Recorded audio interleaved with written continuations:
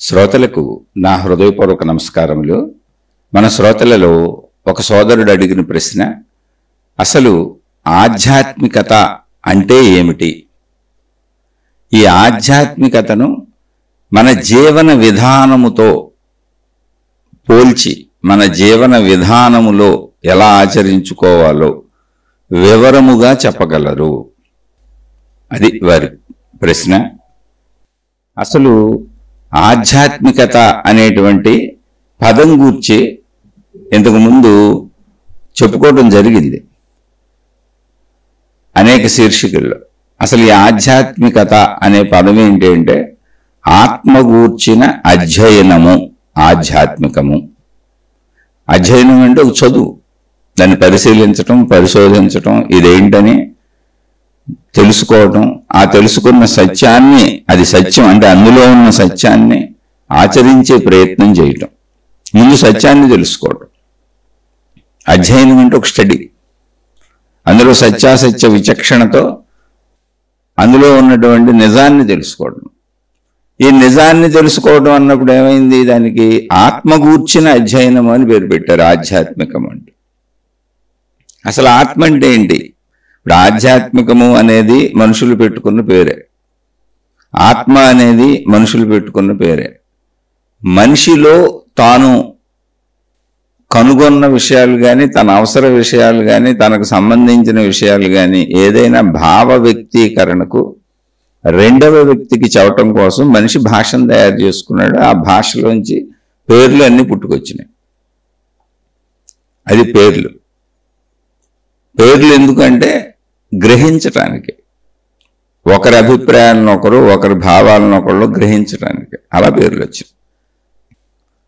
ఇప్పుడు ఆత్మ అనేది పేరే, ఆధ్యాత్మికము అనేది పేరే. ఆధ్యాత్మికము అంటే ఏంటి? ఆత్మ గూర్చిన అధ్యయనము ఆధ్యాత్మికము, అంతే, ఇంకేం లేదు.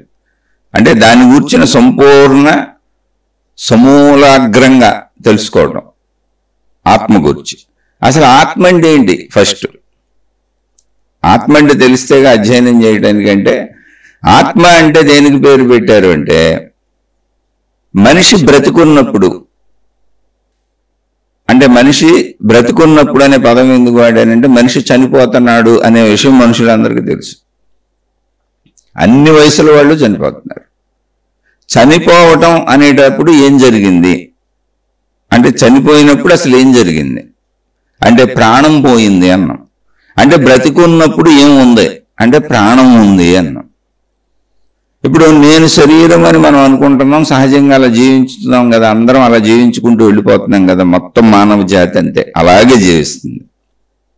ఇప్పుడు వింటున్న మనం కూడా అంతే. ఎందుకంటే అంతకంటే మనకేం తెలియదు కనుక, తెలుస్తున్నది శరీరం అనే సత్యమే కనుక, జీవించేది దాంతోనే కనుక, అనుభవించేది దాంతోనే కనుక, కష్ట సుఖాలు దాంతోనే కనుక, ఇది సత్యమే. అయితే జీవించి ఉన్నప్పుడు నేను శరీరం అని జీవిస్తూ, ఈ శరీరంతోనే అన్ని అనుభవిస్తూ, ఈ శరీరంతోనే సుఖదుఖాలు పొందుతూ, ఈ శరీరం కోసమే అన్ని ప్రయత్నాలు చేసుకుంటూ బ్రతుకుతున్నటువంటి మనిషికి మరణించారు అన్నప్పుడు ఆ శరీరం అక్కడే ఉంది. ఇది చిత్రమైన విషయం. అయితే ఇది చిత్రమైన విషయంగా అసలు మనం తీసుకోవట్లేదు, దీన్ని పట్టించుకోవట్లేదు, మనం వదిలేసాం. మరణించారు అన్నప్పుడు స్త్రీ అయినా పురుషుడైనా ఏమైంది మరణించినప్పుడు అంటే ప్రాణం పోయింది అన్నాం. సింపుల్, ప్రాణం పోయింది అని చెప్పేసి ఏ శరీరాన్నైతే నేను నేను నేను అనుకుంటూ మనందరం జీవిస్తున్నామో, చనిపోయిన మరణించిన వ్యక్తి యొక్క ఆ శరీరం మొత్తం అక్కడే ఉంది, ఒక్క వెంట్రుకు కూడా తగ్గల. కానీ అది ఇప్పుడు కదలటల్లా, పని చేయట్లా, పనికి రావట్లా. దాన్ని తీసుకెళ్ళి కాల్ చేయటమో పూర్తి చేయటమో ఎవరి సాంప్రదాయాల ప్రకారం వాళ్ళు చేసుకుంటున్నారు. అప్పుడు కూడా మనం ఏం ఆలోచించట్లే, మరణించడం అనేది ఒక సహజ విషయం, మరణించిన వాళ్ళతో మనం పోతామా, మనం పోలేం కదా అనుకుంటూ మళ్ళీ మన బ్రతుకు మనం బ్రతకడం అలవాటు చేసుకుంటూ వెళ్ళిపోతున్నాం. మరణించిన వాళ్ళ కుటుంబాల సంగతి చెబుతున్నాం. మానవ జాతి అంతా ఇలాగే సాగుతుంది. అయితే ఇక్కడే కొద్దిగా ఏమాత్రం ప్రజ్ఞ, బుద్ధి, వివేకం, ఆలోచన ఉన్న ఏ వ్యక్తికైనా అదేంటి, మరణించినప్పుడు నేను శరీరము అని భావించుకుంటూ ఇన్నాళ్ళు జీవించిన శరీరం ఇక్కడే ఉంది కదా, దానికి సంబంధించిన అన్నీ ఇక్కడే ఉన్నాయి కదా, వెంట్రుకు కూడా తగ్గలేదు కదా. మరి మరణం అనేది ఎలా జరిగింది, ఏం జరిగింది అన్నప్పుడు ప్రాణం పోయింది అంటున్నారు. ఆ ప్రాణం ఏంటి అనే ఆలోచన పుడుతుంది, 1,000,000 మందిలో ఒకరికి పుడుతుంది. మిగిలిన వాళ్ళకి ఎందుకు పుట్టదు అంటే, పుట్టిన కాడి నుంచి శరీరం పెరుగుదలలో వెళ్ళిపోవటాన్ని అలవాటు చేసుకున్నాం. ఎందుకు పెరుగుతుందని అసలు ఆలోచించం మనం.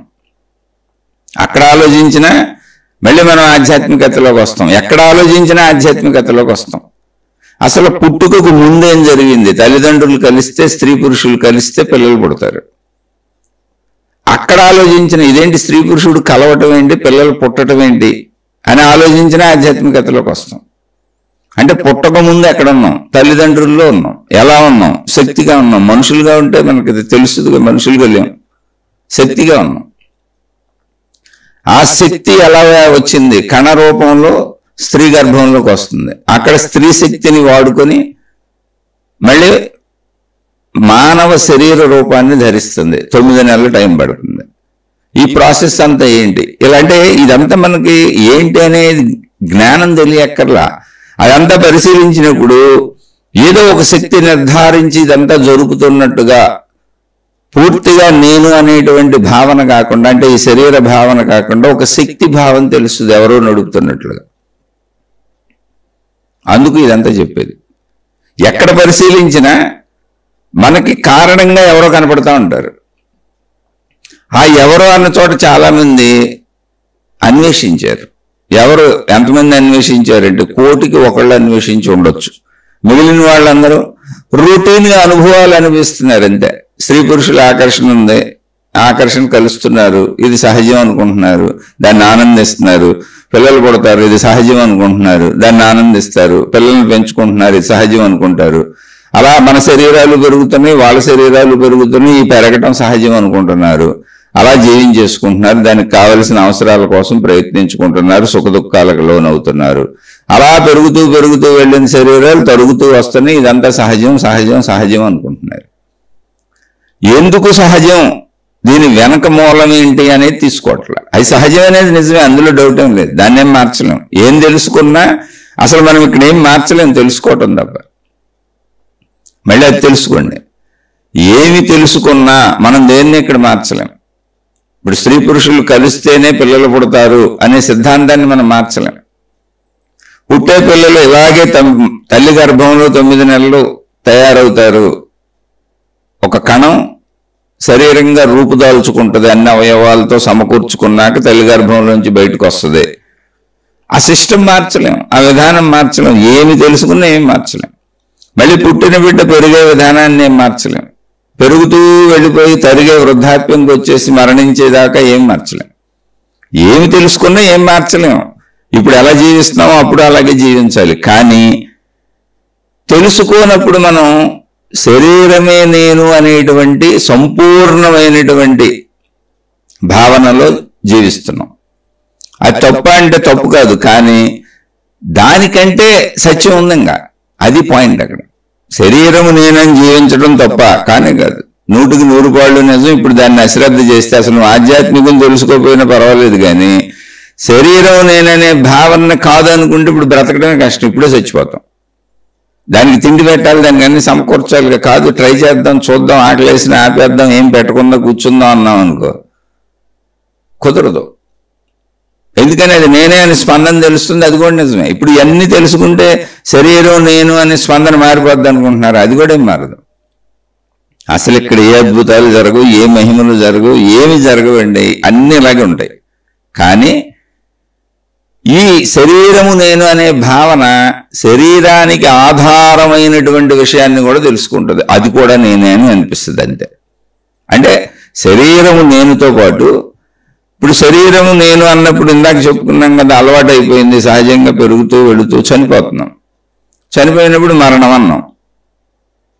మరణంతో అందరూ అలవాటు చేసుకున్నారు, పూజ చేయడం, కాల్ చేయడం. మళ్ళీ అక్కడ వాళ్ళ ఆచారాలు, సాంప్రదాయాలు, వాళ్ళ దేవుళ్ళు, వాళ్ళ మతాలు, వాళ్ళ గురువులు, వాళ్ళ పద్ధతులు, వాళ్ళ విధానాలు, దానికి తగ్గట్టు మళ్ళీ మరణించిపోయిన వాళ్ళకి చేసేటువంటి అనేక కర్మకాండలు, ఎన్ని పెట్టుకున్నామో ఎన్ని సహజం సహజం సహజం అనుకుంటా చక్కగా జీవించేస్తుంది.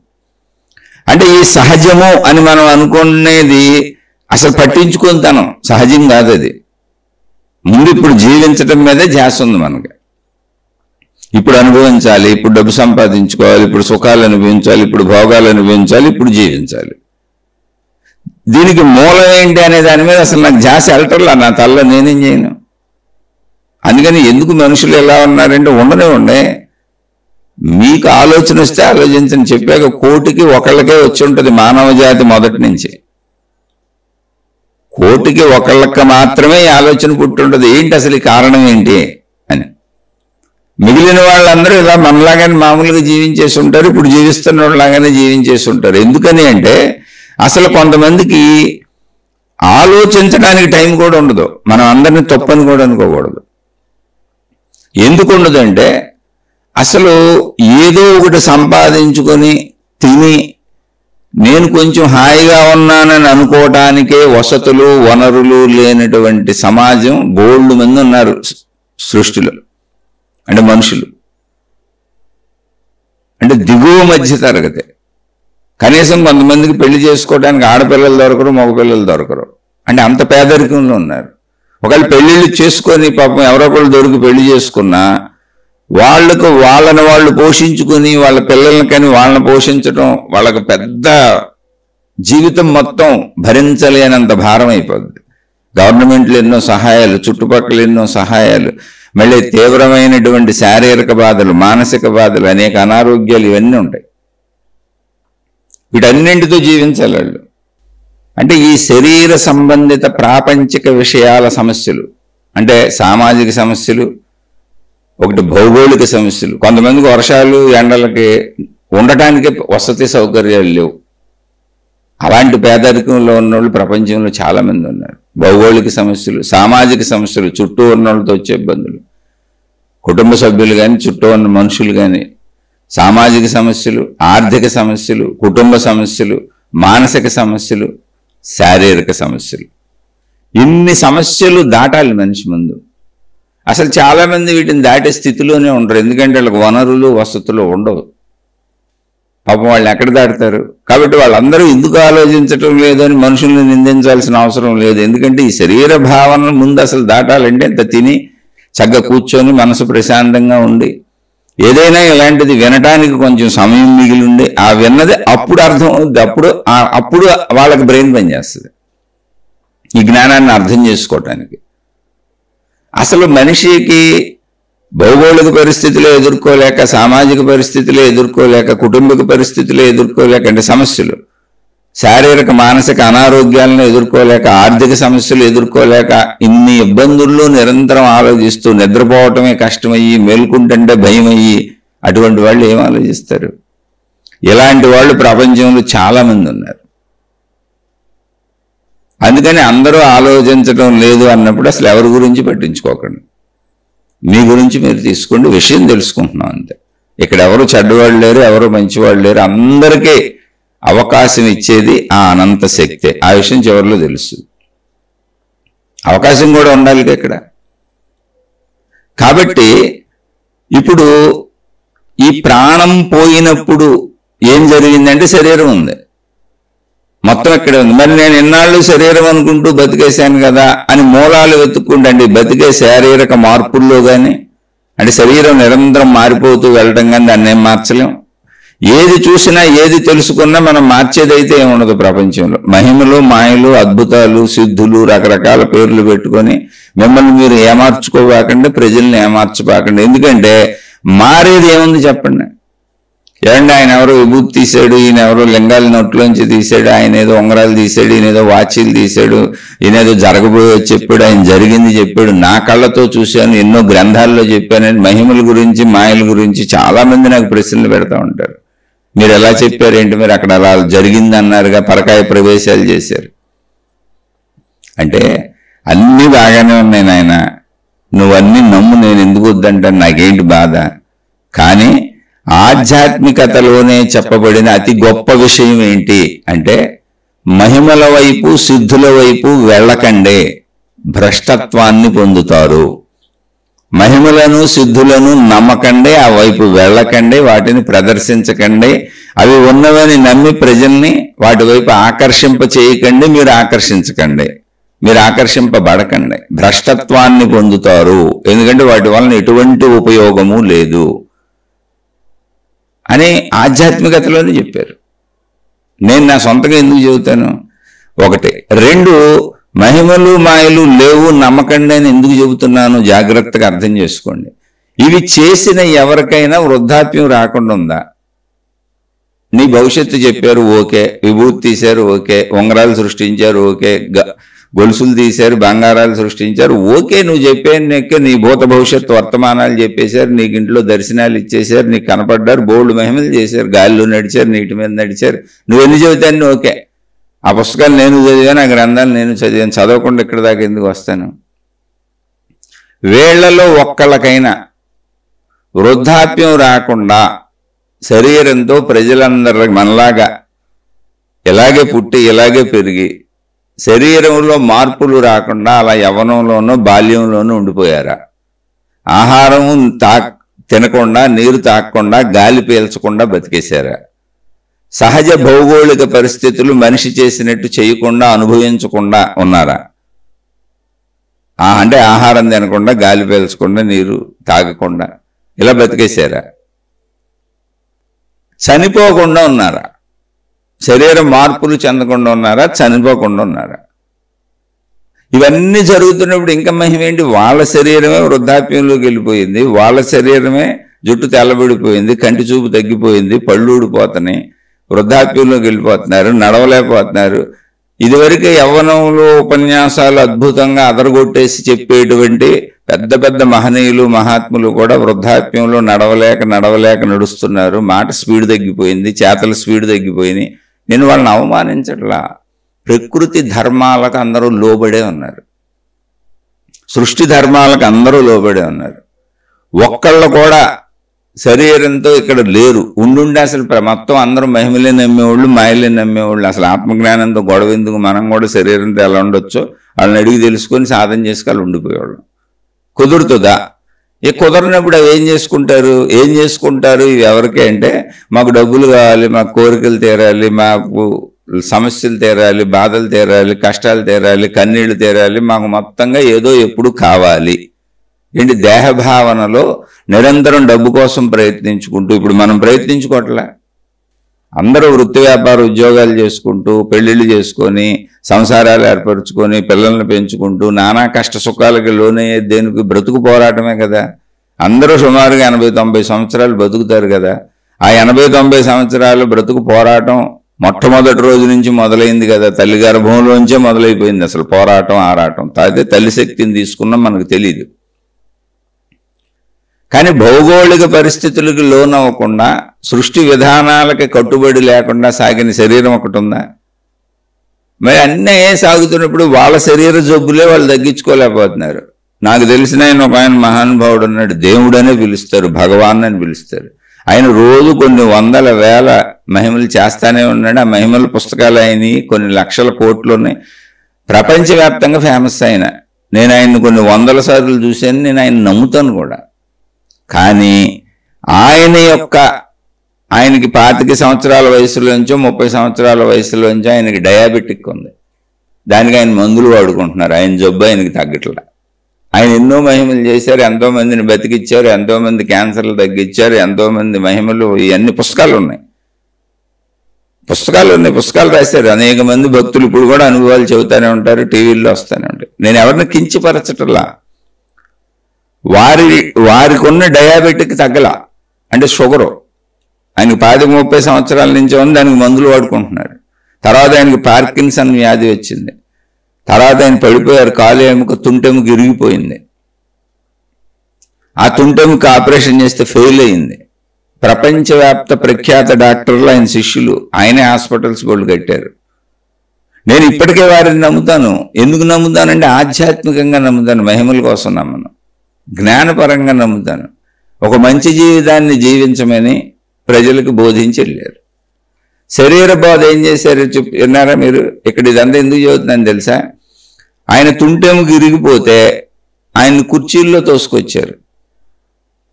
సుమారు 7-8 సంవత్సరాలు ఆయన కుర్చీలోనే నడకలేదు అసలు ఆయనకి. దానికి ముందు చాలా నిదానంగా వృద్ధాప్యం వచ్చి నడవలేక నడిచారు. శిష్యులు పట్టుకుని నడిపించారు. అనేక సందర్భాలలో ఇంకా బోల్డ్ అనుభవాలు ఉన్నాయి. ఆయన గదుల్లో పడిపోయి ఉన్న సందర్భాలు ఉన్నాయి. ఎవరో చూడక తర్వాత భక్తులు ఎవరో శిష్యులు ఎవరో వీళ్ళు చూసి ఆయన్ని హాస్పిటల్స్లో జాయిన్ చేసి అలా బోల్డ్ బయటకు రాని ఉన్నాయి. ఆయనకున్న వ్యాధులకి ఆయన ఎప్పటి నుంచో మందులు వాడుకుంటున్నాడు. తర్వాత కుర్చీలో చివరి వరకు తోశారు. ఎందుకంటే కాలుకి సంబంధించి తుంటి ఎముక ఇరిగిపోయింది. అలా గడుస్తున్న కాలంలో తర్వాత ఆయన కోమాలోకి వెళ్ళిపోయారు. వృద్ధాప్యంలో ఆ కోమాలోనే చనిపోయారు. ఇప్పుడు ప్రతిరోజు ఎన్నో అద్భుతాలు చేసేవాళ్ళు ఆయన. ప్రతిరోజు ఆయన అద్భుతాలు అన్ని భాషలలో కొన్ని లక్షల గ్రంథాలు ఉన్నాయి ఆయనతో మహిమలు, ఆయన ద్వారా పొందిన మహిమల అనుభవాలు అన్నీ చేశారు. ఆయన ఎన్ని చేయొచ్చో అన్నీ చేశారు. కానీ ఆయన శరీరం ఎదుగుదలను ఆపలేదు, తరుగుదలను ఆపలేదు, ఆయనకు వచ్చిన మరణం ఆపలేదు, కనీసం ఆయన జబ్బులు ఆయనకి తగ్గలేదు. ఆయన నడవలేక కుర్చీలో తోసుకుంటూ తీసుకొచ్చారు. ఏంటి చివరిలో 6-7 సంవత్సరాలు. ఒక సందర్భంలో ఆయన మాట్లాడుతూ ఒక స్పీచ్లో చిట్ట చివరిలో తనకు సేవలు చేసేటువంటి ఒక వ్యక్తి పేరు చెబుతూ ఆయన కళ్ళ వెంట నీళ్లు వచ్చినాయి. నాకు ఇటువంటి పరిస్థితుల్లో సేవలు చేస్తున్నాడని. కానీ ప్రపంచం మొత్తం ఆయన దేవుడని పూజించి ఆయన పాదాల దగ్గర కూర్చుంటుంది. ఇప్పుడు వారు ఏం బోధించి వెళ్ళారు? మీరు ఎన్ని చూసినా ఎన్ని చేసినా ఏం చేసినా శరీర ధర్మాలు ఇంతే, ఇది ఇలాగే ఉంటుంది, దీన్ని ఎవరు మార్చలేరు. నాకే మార్చలేరు అన్నప్పుడు మీకెవరు మారుస్తారని. మీకు ఇన్ని చేసినట్టు, ఇన్ని మహిమలు చేసినట్టు, ఇన్ని మాయలు చేసినట్టు, ఇదిగో ఇన్ని ప్రదర్శించినట్టు మీకు ఎన్నో చేశారు. నిజంగా చేశారు. ప్రపంచ ప్రఖ్యాతిగాంచినటువంటి వ్యక్తి ఆయన. అయినా నా శరీరంతో మీకు బోధ చేస్తున్నానని ఆయన జీవితాన్ని సత్యంగా చూపించారు. అది చోట్ల ఎవరు అందరికి మహిమలు కావాలి, మాయలు కావాలి. అది ఇక్కడ ప్రాబ్లం. అది సరే, అందరూ ఆ మహిమలకు మాయలకు అట్రాక్ట్ అవుతారు కాబట్టి ఆ అట్రాక్షన్తో ఆయన ప్రజల నుంచి ధనసేకరణ చేసి అనేక మంచి పనులు చేశారు. స్కూల్స్ పెట్టారు, హాస్పిటల్స్ కట్టించారు, వాటర్ ప్రాజెక్టులు నిర్వహించారు. దాన్ని మంచిగా ఉపయోగించారు అంతే. కానీ ఆయన శరీరంతో ఆయన సత్యబోధ చేశారు. ఆయన ఎక్కడ అబద్ధం చెప్పలే. నా జబ్బే నాకు తగ్గల, నేనే బోల్డ్ సార్లు రూమ్లో పడిపోయాను, ఎవరో వచ్చి మళ్ళీ నాకు వైద్యాలు చేయించి లేపారు. నాకు చాలా అనారోగ్యాలు ఉన్నాయి, మందులు వాడుకుంటున్నాను, నా శరీరం వృద్ధాప్యానికి వెళ్ళిపోతుంది. ఎన్నో హాస్పిటల్స్ కట్టించి ప్రపంచానికే దేవుణ్ణయి, ఎన్నో విద్యాలయాలు కట్టించి, కోట్ల మందికి చదువు చెప్పించి, కోట్ల మందికి వైద్యాలు చేయించి, కోట్ల మందికి నీళ్లు ఇచ్చి, కోట్ల మందికి అనేక రకాల సహకరించి, కోటాను కోట్ల మహిమల అనుభవాలను అందరికీ చూపించిన నాకు నా తుంటెముక ఎరిగిపోతే ఆపరేషన్ సక్సెస్ అవ్వాలి. వరల్డ్ ఫేమస్ డాక్టర్లు చేసింది. ఒక సామాన్యుడికి కాలు ఇరిగిపోయి తుంటెముకలు ఇరిగిపోతే ఆపరేషన్ చేస్తే, సామాన్య డాక్టర్లు చేస్తే మామూలుగా తిరిగేస్తున్న బోల్డ్ మంది ఉన్నారు. అంటే ఏంటి? ఆయన జీవించేటప్పుడు సత్యబోధ చేస్తూ మనలాంటి ఆకర్షితులైన వాళ్ళకి ఆయన అలా చూపించారు, మహిమలు మాయలు ఆసక్తి ఉన్న వాళ్ళు. కానీ వాటిలో ఏమీ లేదనే సత్యాన్ని తన జీవితంలో చూపించారు. నాకే తగ్గట్లేదు ఏమి, మీరు కొంచెం విచక్షణత ఆలోచిస్తే మీకు అన్నీ అర్థమైపోతాయి. మందేంటంటే నీ పెళ్లి పోతే పోయింది, నా పెళ్లికి రమ్మన్నాడండి వెనకటికి ఆవిడ. ఇద్దరు పెళ్ళి ఒకే రోజు ముహూర్తం, స్నేహితులు. కార్డు తీసుకెళ్ళి చెప్పాడు, ఒరే నీ పెళ్లి కూడా ఒకే రోజు, మన ఇద్దరిది ఒకే ముహూర్తం, కానీ నా బెస్ట్ ఫ్రెండ్ కదరా, నువ్వు రాకుండా ఎలా పెళ్లి చేసుకుంటాను, నీ పెళ్లి పోతే పోయింది, నా పెళ్లికి రా, తర్వాత చేసుకుంది కానీ నీ పెళ్ళి అనండి. అలా ఉంటుంది. అయ్యా నీ శరీరంతో నువ్వు మాకు ఎన్ని చూపిస్తే ఏంటి, ఎన్ని సత్యాలు చెబుతాయండి, ఎన్ని నిజాలు చెబుతాయండి. మాకు కావాల్సింది నిరంతరం కోరికలు, ఆశలు, అత్యాశలు, దురాశలు, రక్షణలో, మొత్తంగా రక్షణలో. ఏ అభూత కల్పన. నాది నాకే తగ్గనప్పుడు నాది మీకెలా తగ్గిస్తుంది? నువ్వు భావించుకుంటున్నావు అంతే. నీ భావనకి నేను ఒక కల్పన జోడించాను అంతే. నీకు ఆ కల్పన నిజంగానే అనిపిస్తుంది. ఆ కల్పన నీకు నిజంగానే అనిపిస్తుంది, అందులో డౌట్ ఏం లేదు. కానీ అది కల్పన అని ఎవరికి తెలుస్తుంది అంటే విచక్షణ జ్ఞానం గల వాళ్ళకి తెలుస్తుంది. విచక్షణ జ్ఞానం ఎవరికైతే ఉందో వాళ్ళకి ఇవన్నీ మహిమలు మాయలు సిద్ధులు దేనికి ఉపయోగపడవు, ఎండమావుల్లో నీళ్లు లాంటివి అని తెలుసు. ఎవరు చనిపోకుండా ఉన్నారు? ఇప్పుడు ఆయన భక్తులు బాధలు పడకుండా ఉన్నారా? కష్టాలు పడకుండా ఉన్నారా? కన్నీళ్ళు లేకుండా ఉన్నాయా? చనిపోకుండా ఉన్నారా? అనేక మంది ఏమనుకుంటున్నారు తెలుసా, ఈ మహిమలు మాయలోళ్ళు ఇప్పుడు సపోజ్ పడి కాలు ఇరిగిపోయింది అనుకోండి, ఇంకా నయం ప్రాణం పోవాల్సిందేమో, కాలు ఇరిగిపోయేటట్టుగా కాలు వరకు ఇరక్కొట్టి రక్షించారు మా దేవుడు గారు, మా గురువు గారు, మా మతం గారు, మా మాతాజీ గారు, ఇలా ఏదో వాళ్ళు ఎవరిని అనుసరిస్తే వాళ్ళ పేరు చెప్పుకుంటున్నారు. ఎందుకని భయం. రక్షించేవాడు కాలు ఇరక్కొట్టి ఎందుకు రక్షిస్తాడు? అసలు ఇరక్కుండానే రక్షిస్తాడుగా. మళ్ళీ దానికి వీళ్ళే సిద్ధాంతం చెప్పుకుంటున్నారు, కర్మ ఎంతో కొంత అనుభవించాలి కదా, అందుకని పెద్ద కర్మని చేమ కుట్టినట్టుగా తీసేశాడు. ఇదేంటి అసలు కర్మ అంటూ తీసేవాడు చేమతో మళ్ళీ కుట్టించటం ఎందుకు? అలానే నేను వితండవాదం చేయట్లా, ఎండమావులను చూపిస్తున్నారు మీకు, ఎండమావుల్లో నీళ్లు చూపిస్తున్నారు. ఎందుకంటే మన బుద్ధి అలాంటిది కాబట్టి, మన ఆలోచన అలాంటిది కాబట్టి, మనది స్వార్థ బుద్ధి కాబట్టి, మనదే లోపల నిరంతరం మనకు ఆశలు అత్యాశలు దురాశలే కాబట్టి. కానీ అక్కడ ఏం జరగట్లేదు. నీ శరీర మార్పులు ఆగవో, నీ అనారోగ్యాలు ఆగవు, నీ బాధలు ఆగవు, నీ కష్టాలు ఆగవు, నీ కన్నీళ్ళు ఆగవు, నీ ఆర్థిక ఇబ్బందులు ఆగవు. ఏమవుతాయి? వాళ్ళకే ఆగల, నీకెందుకు అవుతాయి? పైగా నువ్వు ఇంకా కొంచెం తెలివిగా ఆలోచిస్తే ఎవరైనా వాళ్ళు సత్యాన్నే చెబుతున్నారు, నాయన డబ్బులు కూడా మీ దగ్గరే తీసుకుంటున్నాం మేమని. మేము పెట్టిన హాస్పిటల్స్కి మీరు ఇచ్చిన డబ్బులే, మేము పెట్టినటువంటి విద్యాలయాలకు మీరు ఇచ్చిన డబ్బులే, మేము పెట్టినటువంటి అనేక వాటర్ ప్రాజెక్టులు కావచ్చు, సేవ ఏ కార్యక్రమాలున్నా, మేము బట్టలు పెంచినా అన్నాలు పెట్టినా ఏదైనా చేయనా అన్నీ మీ దగ్గర నుంచి డబ్బులు తీసుకుంటున్నాం. ఇందులో మీకు అది చూసినా చాలు మహిమ అనేది లేదని తెలుస్తుంది. కాదండి నా మహిమకే తీసుకుంటాను అంటావా? ఎంత చెప్పినా నువ్వు ఎండమావులను నీళ్లు తాగుతానంటే తాగుతానే ఉండు. పోనీ మీ దాహం తీరుందా? తీరుతుందా? ఎప్పటికీ తీరదు, ఎప్పటికీ తీరదు. ఆధ్యాత్మికతలో మహిమలు లేవు, మాయలు లేవు, సత్యాన్ని తెలుసుకో. ఒకవేళ మహిమలు మాయలు ఉన్నాయి అనుకుంటే జస్ట్ సింపుల్ లాజిక్ ఇక్కడ అంతే ఒకటే, సృష్టిని మించిన మహిమ లేదు, మాయ లేదు. అసలు మనం నిరంతరం జీవించటమే మహిమ. మన శరీరం మన ప్రమేయం లేకుండా పనిచేసుకుంటూ వెళ్ళిపోతుంది లోపల అవయవాలన్నీ. మన శరీర ఎదుగుదల పెరుగుదల తరుగుదల మన చేతిలో లేదు. స్త్రీ పురుషులు కలిస్తే అసలు పిల్లలు పుట్టడం ఏంటి, ఆ స్త్రీ పురుషుడిలోని వీర్యకణం వెళ్ళి స్త్రీ గర్భంలో మళ్ళీ శరీరం రూపుదిద్దుకోవడం ఏంటి, ఆ తల్లి శక్తిని తీసుకొని 9 నెలల్లో శరీరంగా అవయవాలు తయారవడం ఏంటి, ఇదంతా మహిమ కాదా? దాన్ని మించిన మహిమ ఉందా? అంటే it's a automatic process of nature. అది మహిమ కాదు, మాయ కాదు. అదంతా ఒక క్రమశిక్షణగా క్రమ ప్రకారం జరిగే ఒక విధానం.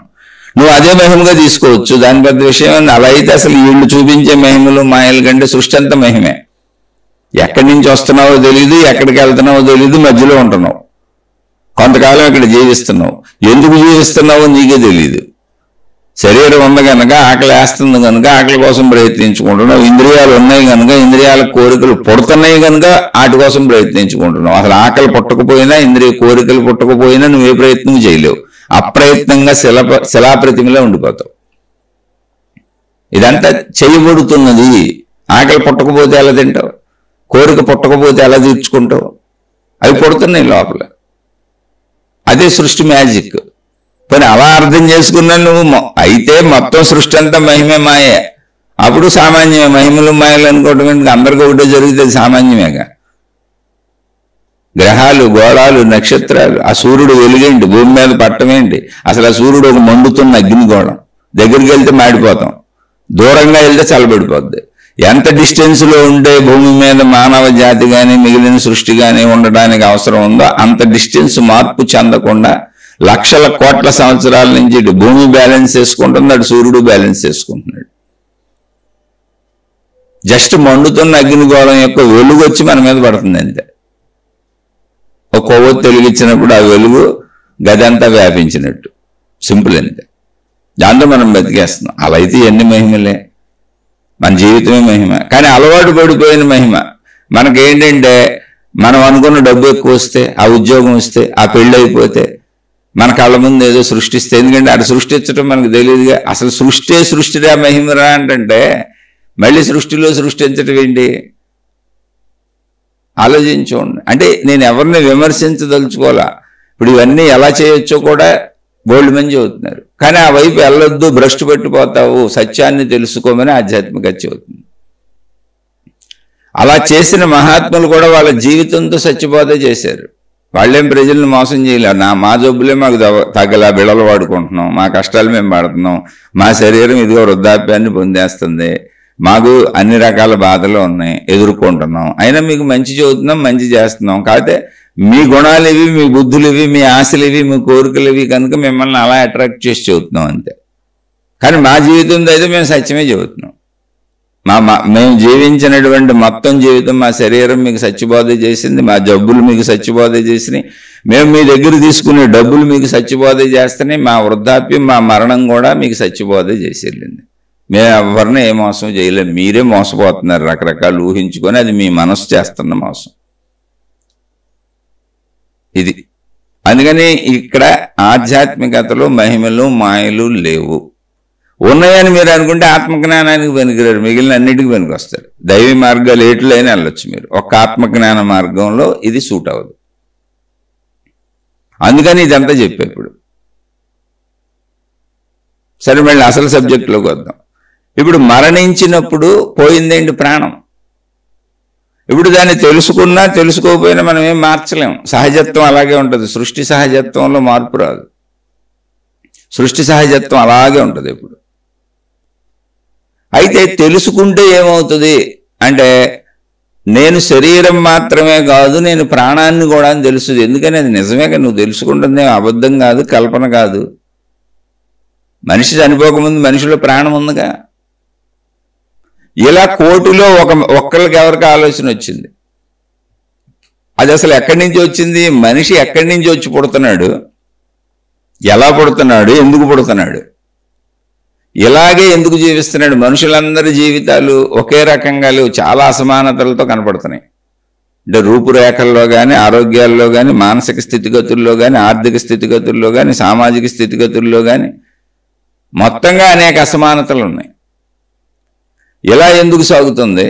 మళ్ళీ ఎన్నున్నా ఆఖరికి మనిషి మరణం తప్పట్లేదు. అది కూడా మ్యాక్సిమం 100 సంవత్సరాలు అది దాటి వెళ్ళలేకపోతున్నారు. ఈ లోపలే 90లో 80లో 70లో డింకీలు కొట్టేస్తున్నారు. కొంతమంది అనేక కారణాల చేత ప్రతి వయసులోనూ చచ్చిపోతున్నారు. చిన్న వయసు నుంచి చచ్చిపోయే వాళ్ళు ఉన్నారు, సంపూర్ణ జీవితం జీవించి చనిపోతున్న వాళ్ళు ఉన్నారు. అంటే ఈ చనిపోవడం అనే ప్రాసెస్లో మళ్ళీ ఎక్కడికి వెళ్తున్నారు? అసలు చనిపోయినప్పుడు జరిగింది ఏంటి, బ్రతుకున్నప్పుడు జరిగింది ఏంటి అంటే దొరికింది ప్రాణం. దొరికింది ప్రాణం. ఇప్పుడు ఈ ప్రాణాన్ని ఎలా తెలుసుకోవాలి? చనిపోతే తెలుసుకోలేను, చనిపోయినప్పుడు తెలుసుకోవడానికి అసలు ఈ శరీరమే, నేను అనుకున్న శరీరమే కదలటం లేదుగా, కాల్ చేయటం పూర్తి చేయటమే. ఎందుకంటే పాడైపోద్ది, శిథిలం అయిపోద్ది, కుళ్ళిపోద్ది, వాసన వచ్చేస్తుంది, ప్రమాదం దాన్ని ఉంచుకుంటే. అందుకని తీసుకెళ్ళిపోతున్నారు, కాల్చి పూర్తి చేస్తున్నారు. ఇప్పుడు కాబట్టి ప్రాణం ఉండగానే నేను ప్రాణశక్తి ఏంటో తెలుసుకోవాలి అంటే, నేను బతికి ఉండగానే తెలుసుకోవాలని ఆ కోటికి ఒక్కరు ప్రయత్నించారు. వాళ్ళు స్త్రీలో పురుషులు ఎవరైనా కావచ్చు. అలా పరిశీలించాలంటే ఏం చేయాలి? ఈ శరీరము నేను అన్నది కదా భావన మందే. అందుకని ఇప్పుడు ప్రాణం ఉంటేనేగా ఈ శరీరం కదులుతుంది. ప్రాణం లేనప్పుడు చనిపోయాడు అంటున్నాం కదా. మరి ప్రాణం ఏంటి అని తెలుసుకోవాలంటే ఏం చేయాలని, ఏం చేస్తున్నా మామూలుగా ఉంటే మనకి శరీరపరమైన విషయాల అవసరతలకి ప్రపంచంలోకి వెళ్ళిపోతున్నాం. దాంతో మొత్తం రోజంతా గడిపేస్తున్నాం, నిద్రపోతున్నాం, మళ్ళీ లేస్తున్నాం, మళ్ళీ అదే పట్టుకొని వెళ్ళిపోతున్నాం. అందుకని వాళ్ళు శరీర ప్రక్రియల్ని అవసరానికి మాత్రమే, శరీరం బ్రతకడానికి మాత్రమే ఉపయోగించుకొని మిగిలిన జీవితకాలాన్ని లోపల, అంటే తమ లోపల, ఎందుకని తమను బతికించే ప్రాణం అంటే నేను ఈ శరీరం అయినప్పుడు నా ప్రాణం ఎక్కడ ఉండి ఉండాలి? నా లోపలగా ఉండి ఉండాలి. అందుకే ప్రాణం పోయింది అంటున్నామంటే నా లోపల నుంచి ఏదో పోయిందన్న భావన కదా. దానిని తెలుసుకునే ప్రయత్నం చేశారు. దానికి వాళ్ళు తపస్సు అని పేరు పెట్టారు. అంటే తప్పించటం, నిరంతరం దాన్నే ఆలోచనగా పెట్టుకున్నారు. మెయిన్ థీమ్ అదే పెట్టుకున్నారు. దానికోసం వాళ్ళకి తెలిసిన వివిధ పద్ధతులను అనుసరించారు. ఇప్పుడు శరీరాన్ని కదపకుండా వాళ్ళు కూర్చున్నారు. కూర్చుంటే మనసు కదులుతుంది, మనసు ఆగట్లా. అప్పుడు మనసును కనిపెట్టారు. అసలు ఈ మనసు ఎలా తయారైంది అంటే, దాన్ని ఎత్తుక్కుంటే కనిపెట్టడం అంటే అదే, ఆకాశం నుంచి ఊడిపడేదే ఉంది, ఎత్తుక్కుంటే దొరికిపోద్ది. అక్కడ ఎతకట్లేదు అంతే. మనం డబ్బును ఎతుకుతున్నాం, కోరికలు ఎతుకుతున్నాం, అవసరాలు ఎతుకుతున్నాం, నిరంతరం ఏదో కావాలన్న దాన్ని ప్రపంచంలో వెతుక్కుంటున్నాం. మనం కూడా వెతుకుతున్నాం, కానీ మన వెతుకులాటకు అంతు లేనంత వెతుకులాట పెట్టుకున్నాం అంతే. అందుకని టైం లేదు మనకు, అంతకు మించి పెద్ద విశేషత ఏం లేదు. అది కూడా నిజమే, శరీరానికి అవన్నీ కావాల్సిందే. కానీ వాళ్ళు కొంత టైం మిగుల్చుకున్నారు. వాళ్ళేం శరీరాలను అశ్రద్ధ చేయలే, శరీరానికి కావాల్సిన ఇచ్చారు. వివాహాలు కూడా చేసుకున్నారు, పిల్లలను కూడా కన్నారు. వాళ్ళని ఋషులు, మునులు, యోగులు, తపస్సంపన్నులు, అవధూతలు, జగద్గురువులు, గురువులు, ఇలా రకరకాల పేర్లతో పిలిచాం. వాళ్ళు అలా పెళ్ళిళ్ళు చేసుకొని పిల్లల్ని కని వాళ్ళు తెలుసుకున్న సత్యాలని, వాళ్ళ జీవిత విధానాన్ని మళ్ళీ వాళ్ళ పిల్లలకు నేర్పి అలా తరతరాలకు ముందుకు పంపుతూ వచ్చారు. కనుకనే లక్షల కోట్ల సంవత్సరాల నుంచి ఈ పరంపర, ఈ ఆధ్యాత్మిక జ్ఞానం మనకు అందుతూ వచ్చింది, లేకపోతే అందేది కాదు అసలు. ఆ విషయం తెలుసుకోండి. అయితే వాళ్ళు లిమిటెడ్గా బ్రతకడానికి అవసరమైనటువంటి శారీరక మానసిక కోరికల సంబంధిత అవసరాలు చాలా లిమిటెడ్గా పెట్టుకొని సమయం మిగిల్చుకొని ఆ సమయం అంతా తమలోకి తామెళ్ళి తమను తాము అన్వేషించుకునే పని చేశారు. అదే తపస్సు. అక్కడ మనసు కదులుతుంది శరీరాన్ని ఆపితే. మనసు ఏంటి అని మళ్ళీ పరిశీలించారు. మనం పరిశీలించినా దొరుకుద్ది, మనం పరిశీలించట్లేదంతే. పరిశీలించినప్పుడు ఏమర్థమైంది అంటే ఏమీ లేదు, శరీరంతో మనం ప్రపంచంలో చూసినా, చేసినా, గ్రహించినా, అనుభవించిన విషయాలన్నీ లోపల గుర్తున్నాయి. అవి గుర్తున్నాయి కాబట్టే ప్రతిరోజు కంటిన్యూటీ జీవితం జీవించడం కుదురుతుంది మరణం వరకు.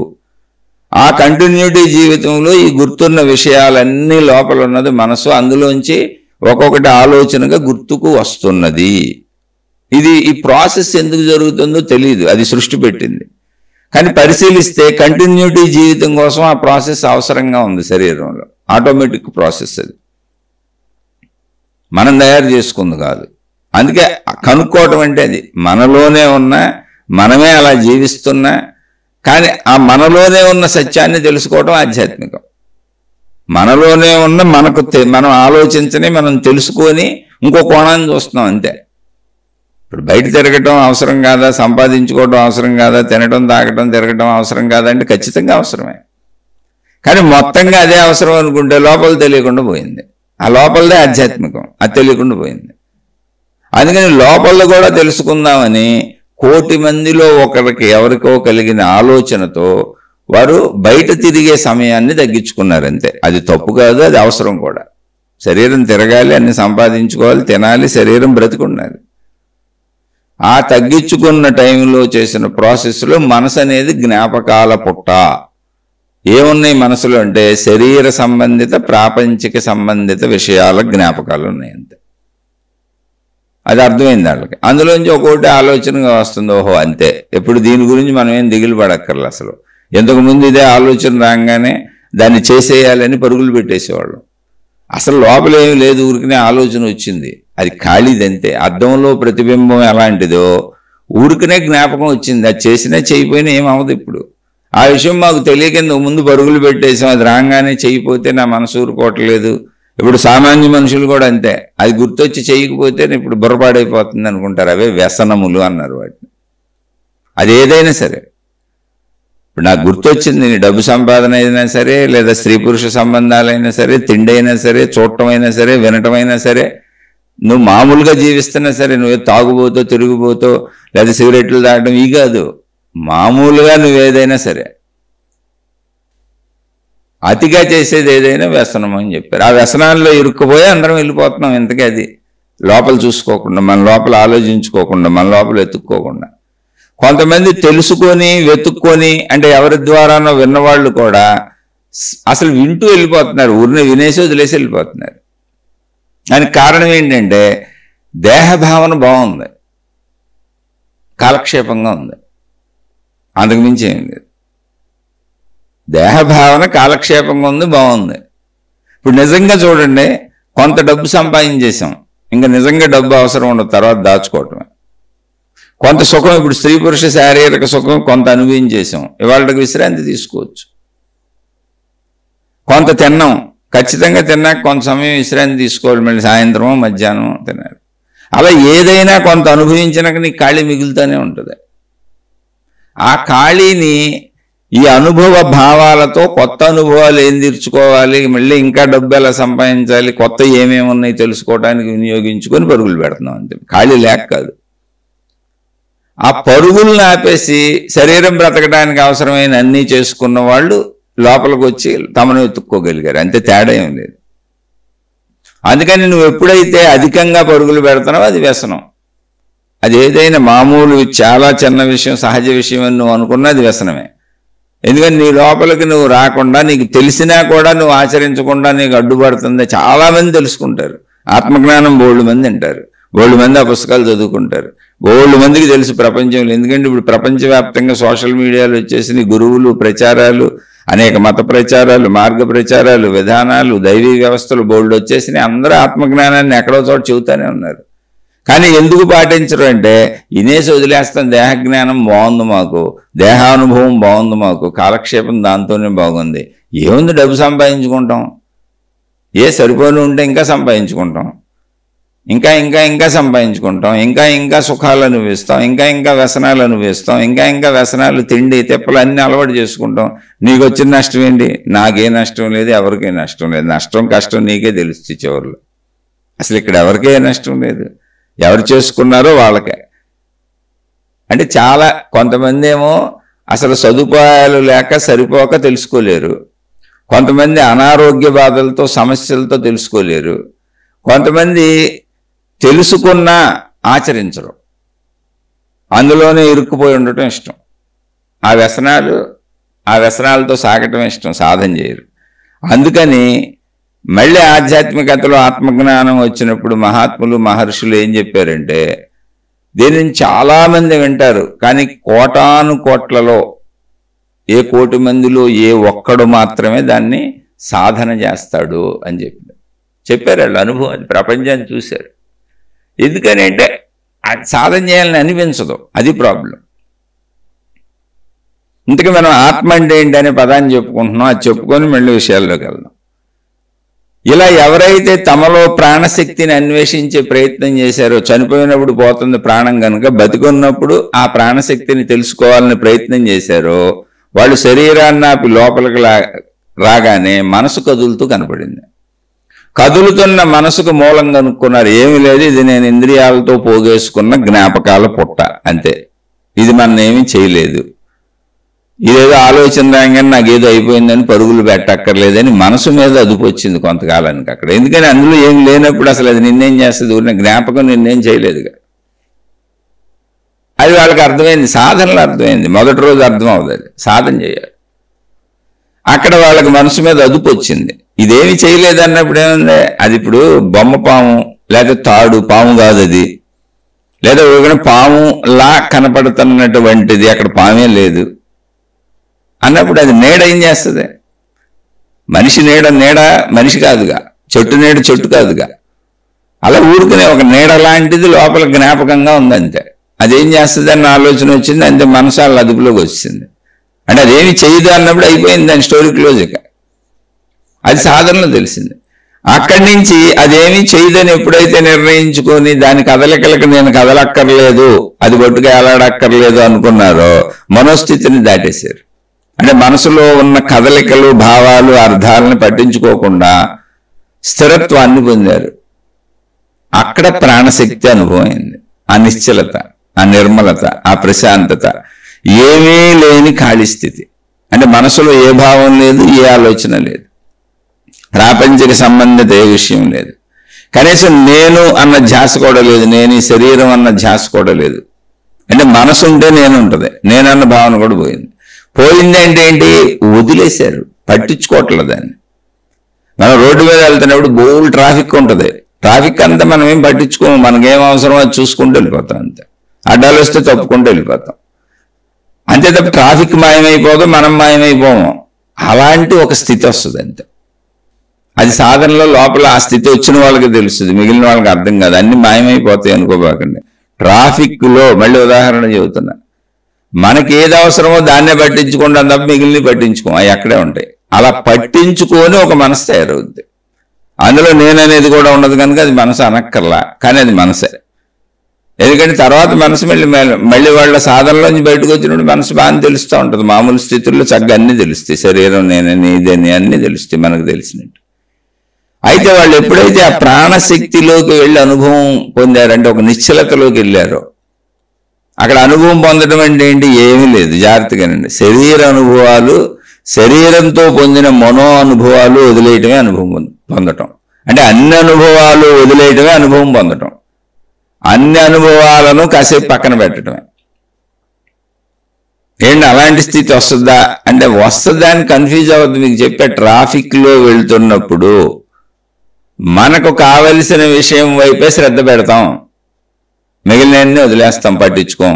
ఓ ట్రైన్ ఎక్కినప్పుడు, బస్సు ఎక్కినప్పుడు, ఒక విమానం ఎక్కినప్పుడు చూడండి అసలు ఏం పట్టించుకోం, మేలకుండా పడుకుంటాం. కానీ అది ఎగురుతుంది, విమానం, రైలు వెళ్తుంది, బస్సు వెళ్తుంది, కదులుతుంది. కానీ ఇప్పుడు మనం చెయ్యవలసింది ఏమీ లేదు అన్నది తెలుసు కనుక మౌనంగా ఉండిపోతాం. కొంతమంది నిద్రపోతుంటారు. అలాంటి ఒక స్థితి వస్తుంది అంతే. ఇప్పుడు నేను పట్టించుకోను దీన్ని అని, ఎందుకని అది ప్రయత్నపూర్వకంగా చేస్తున్నాం కాబట్టి. అలా వచ్చి ప్రాణశక్తి స్థితిలోకి వెళ్ళినప్పుడు అక్కడ ఏముందంటే ఏమీ లేని స్థితి. అది అంతే. ప్రాణశక్తి ఒక్కటే ఉంది. ఏమీ లేదంటే ఏంటి? శరీర అనుభవాలు లేవు, మనో అనుభవాలు, జ్ఞాపకాలు లేవు. అదొక పట్టించుకోని స్థితి. ఆ స్థితిలో వాళ్ళకి అనుభవం అయింది ఏంటి అంటే, ఈ స్థితి ప్రాణశక్తి స్థితి ఏది ఉన్నదో అక్కడ నేను అన్న శరీర భావన లేదు, నాది అన్న నేను, నాకు సంబంధించింది అన్న మనోభావనలు లేవు, అసలు పరిమిత భావన లేదు. ఆ పరిమిత భావన శరీరము మనసు వస్తేనే వస్తుంది. అపరిమిత అనంత భావన ఉంది. అది వాళ్ళకి అనుభవం అయింది అక్కడ. ఎప్పుడైతే శరీర మనసులను దాటుతామో, శరీర మనసులు ఉన్నంతసేపే పరిమిత భావన కలుగుతుంది, విభేద భావన కనబడుతుంది, అనేకం ఉన్నట్టుగా అనిపిస్తుంది. శరీర మనోభావాలు దాటి లోపలికి వచ్చేటప్పటికి ఏకత్వ భావన వచ్చేస్తుంది, అనేక భావన పోతుంది. సమస్తము ఏకత్వముగా ఉన్న భావన వచ్చింది. అందులో ఏమి లేవు. సమస్తం అనే పదం అర్థం అవడానికి వాడుకున్నాం అంతే. జస్ట్ సింపుల్ ఏకత్వ భావన, అనంత భావన, విశాల భావన, నిర్మల భావన, ప్రశాంత భావన, అఖండ భావన వస్తుంది. అది చాలా అద్భుతంగా అనిపించింది. దాన్ని సంపూర్ణ ఆమూలాగ్రంగా అనుభవించిన వాళ్ళకి అర్థమైంది ఏంటంటే, శక్తి ఆకాశము వలె సర్వవ్యాపకముగా ఉన్నది. అందులో ఈ మనో ప్రక్రియలు, ఈ శరీర ప్రక్రియలు జరుగుతున్నాయి. ఆ మనో ప్రక్రియలు, శరీర ప్రక్రియల్ని మనం సృష్టిగా భావించుకుంటున్నాం. అంటే సృష్టి అంతా సర్వవ్యాపక ఆకాశములో ఉన్నది. నా సృష్టి నా శరీరంలో, నా తలలో ఉన్నది. మొత్తం సృష్టి సర్వవ్యాపక ఆకాశంలో ఉన్నది అనే అనుభవం అయింది వాళ్ళకి. కానీ మొత్తం సృష్టికి ఆధారమైన శక్తి అయితే ఒకటే. కానీ నేను శరీర భావనలో అంటే మళ్ళీ నా మనో సృష్టిలో నేనున్నాను కనుక నాకు అన్ని వేరువేరుగా అనిపిస్తున్నాయి. ఎప్పుడు అనిపిస్తున్నాయి? శరీర భావనలో, మనోభావనలో మాత్రమే భేదభావన వస్తుంది. శక్తి భావనలో భేదభావన రావటం లేదు. ఇప్పుడు వాళ్ళకి కొత్త స్థితిని అనుభూతి చెందారు. దానికి ఆత్మశక్తి అని పేరు పెట్టారు. అంటే శక్తి అనేది యాక్చువల్గా సైన్స్లో కూడా ఉన్న పదం, ఆత్మ అని పేరు పెట్టారు. నేను ఆత్మశక్తి అని మనకు అర్థం అవటానికి అంటున్నాను. మహాత్ములంతా ఆత్మనే, శక్తి అని వాళ్ళ.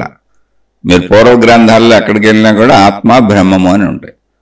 ఆత్మశక్తి అని ఎందుకు అంటున్నానంటే, శక్తి అంటే మనకు బాగా అర్థమవుతుంది, కనెక్ట్ అవుతుందని. ఎందుకంటే శక్తి అనేది సైన్స్లో కూడా చెప్పబడుతుంది. ఆ శక్తికే ఆత్మ అని పేరు పెట్టారు. విశ్వవ్యాపక శక్తి, అది విశ్వశక్తి, సృష్టి శక్తి. దానికి ఆత్మ అని పేరు పెట్టారు. అంటే ఏంటి ఆత్మ అంటే? ఇప్పుడు అర్థం మొత్తం సమస్తం సర్వవ్యాపకముగా ఒక్కటిగానే ఉన్నటువంటి దానికి, ఆ శక్తికి ఆత్మ అని పేరు. అదే ఆకాశము అని చెప్పారు వాళ్ళే. అనుభవాన్ని పొందారు. అక్కడి నుంచి విభేద భావన కలిగి సృష్టి అనేకంగా కనపడుతుంది. అదంతా శరీర మనో సృష్టి. అది మనది, ఎవరి సొంత సృష్టి వాళ్ళది. మనకు అలా అనిపిస్తుంది. మనం ఎప్పుడైతే మళ్ళీ శక్తి స్థితిలోకి వెళ్తామో, శరీర స్థితి, మనోస్థితి దాటి శక్తి స్థితిలోకి వెళ్తామో అప్పుడు మనకు కూడా ఏకంగానే అనిపిస్తుంది. అది శక్తి స్థితి. దానికి ఆత్మ అని పేరు పెట్టారు. ఆ ఆత్మ అనేటువంటి ఆ శక్తిని గూర్చిన అధ్యయనము గనుక దాన్ని ఆధ్యాత్మికము అని పిలిచారు. ఇప్పుడు దాన్ని చెబుతున్నప్పుడు అదే శక్తి మనలో ఉంది అంటే మనం వేరువేరుగా భావించుకుంటున్నాం కదా సృష్టి అంతా. మరి మనకు ఆత్మశక్తి అనుభవం అవ్వలేదు కదా, మనం ఇంకా చదువుకుంటున్నాం ఆధ్యాత్మిక చదువు, ఆత్మజ్ఞాన చదువు. సృష్టిలో ఉన్న వాళ్ళందరూ అంతే కదా. కాబట్టి వాళ్ళకు అర్థం అవటం కోసం చెప్పబడిన పదాలు ఇవన్నీ, ఇంతకే పేర్లు. అది మనిషిలో ఒక జీవిలో ఉన్నప్పుడు దాన్ని ప్రాణశక్తి అన్నారు. దానికి ప్రాణము, జీవము అనేక పేర్లు ఉన్నాయి, కానీ ఒకటే అది శక్తి. దాన్నే సత్యం అంటారు, దాన్నే జ్ఞానం అంటారు, దాన్నే జీవం అంటారు, దాన్నే ప్రాణం అంటారు. అన్నీ అదే, ఉన్నది ఒకటే, అదే శక్తి. మనిషిలో ఉంటే ప్రాణశక్తి అన్నారు. ఇప్పుడు చనిపోయినప్పుడు ప్రాణం పోయిందని ఎందుకు అంటున్నాము అంటే నాలో ఉంది అనే భావనతో కదా మనం ఇప్పుడు బతుకుతున్నాం. అదే కదా మహాత్ములు చెప్పింది. ప్లస్ మనం చనిపోయినప్పుడు ఏదో పోయింది, లేకపోతే ఇప్పుడు దాకా బాగానే ఉన్నాడు కదా, తిరుగుతున్నారు, తాగారు, మనతోనే కలిసి ఉన్నారు, మరి ఇప్పుడు ఏదో పోబట్టే కదా ఇంకా వాళ్ళు కదలటం లేదు, ఆ పోయిందని ప్రాణం అన్నారు. అయితే సత్యం తెలిసిన మహాత్ములు దానికి పెట్టిన పేరు ప్రాణశక్తి.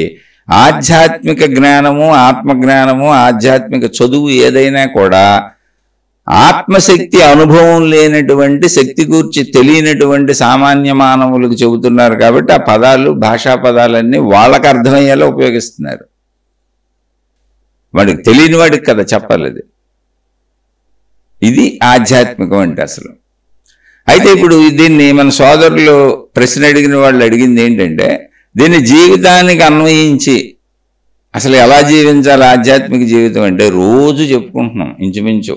అయితే చెప్పుకుందాం, ఎంత చెప్పుకున్నా అది అనంతమే కదా, దాని గురించి ఇంకా ఎంత చెప్పుకున్నా మిగిలే ఉంటుంది. ఎందుకని ఆ అనుభవం అయ్యే వరకు ఎంత చెప్పుకున్నా మిగిలి ఉంటామే, అనుభవం అవ్వాలిగా మనకి. అందుకని రోజు చెప్పుకుంటానే ఉండాలి అనుభవం అవ్వాలంటే. అసలు అది జీవితంలో ముందు ఆచరించటం అంటే ఏంటంటే మనం ఎన్ని మాట్లాడుకున్నా శరీర మనోస్థితులను దాటడం అసాధ్యమైన విషయం. ఎందుకంటే అవి అబద్ధాలు కాదు, నిజాలే. కానీ అవి ఎంతవరకు నిజాలు అనేది సత్యం ఇక్కడ.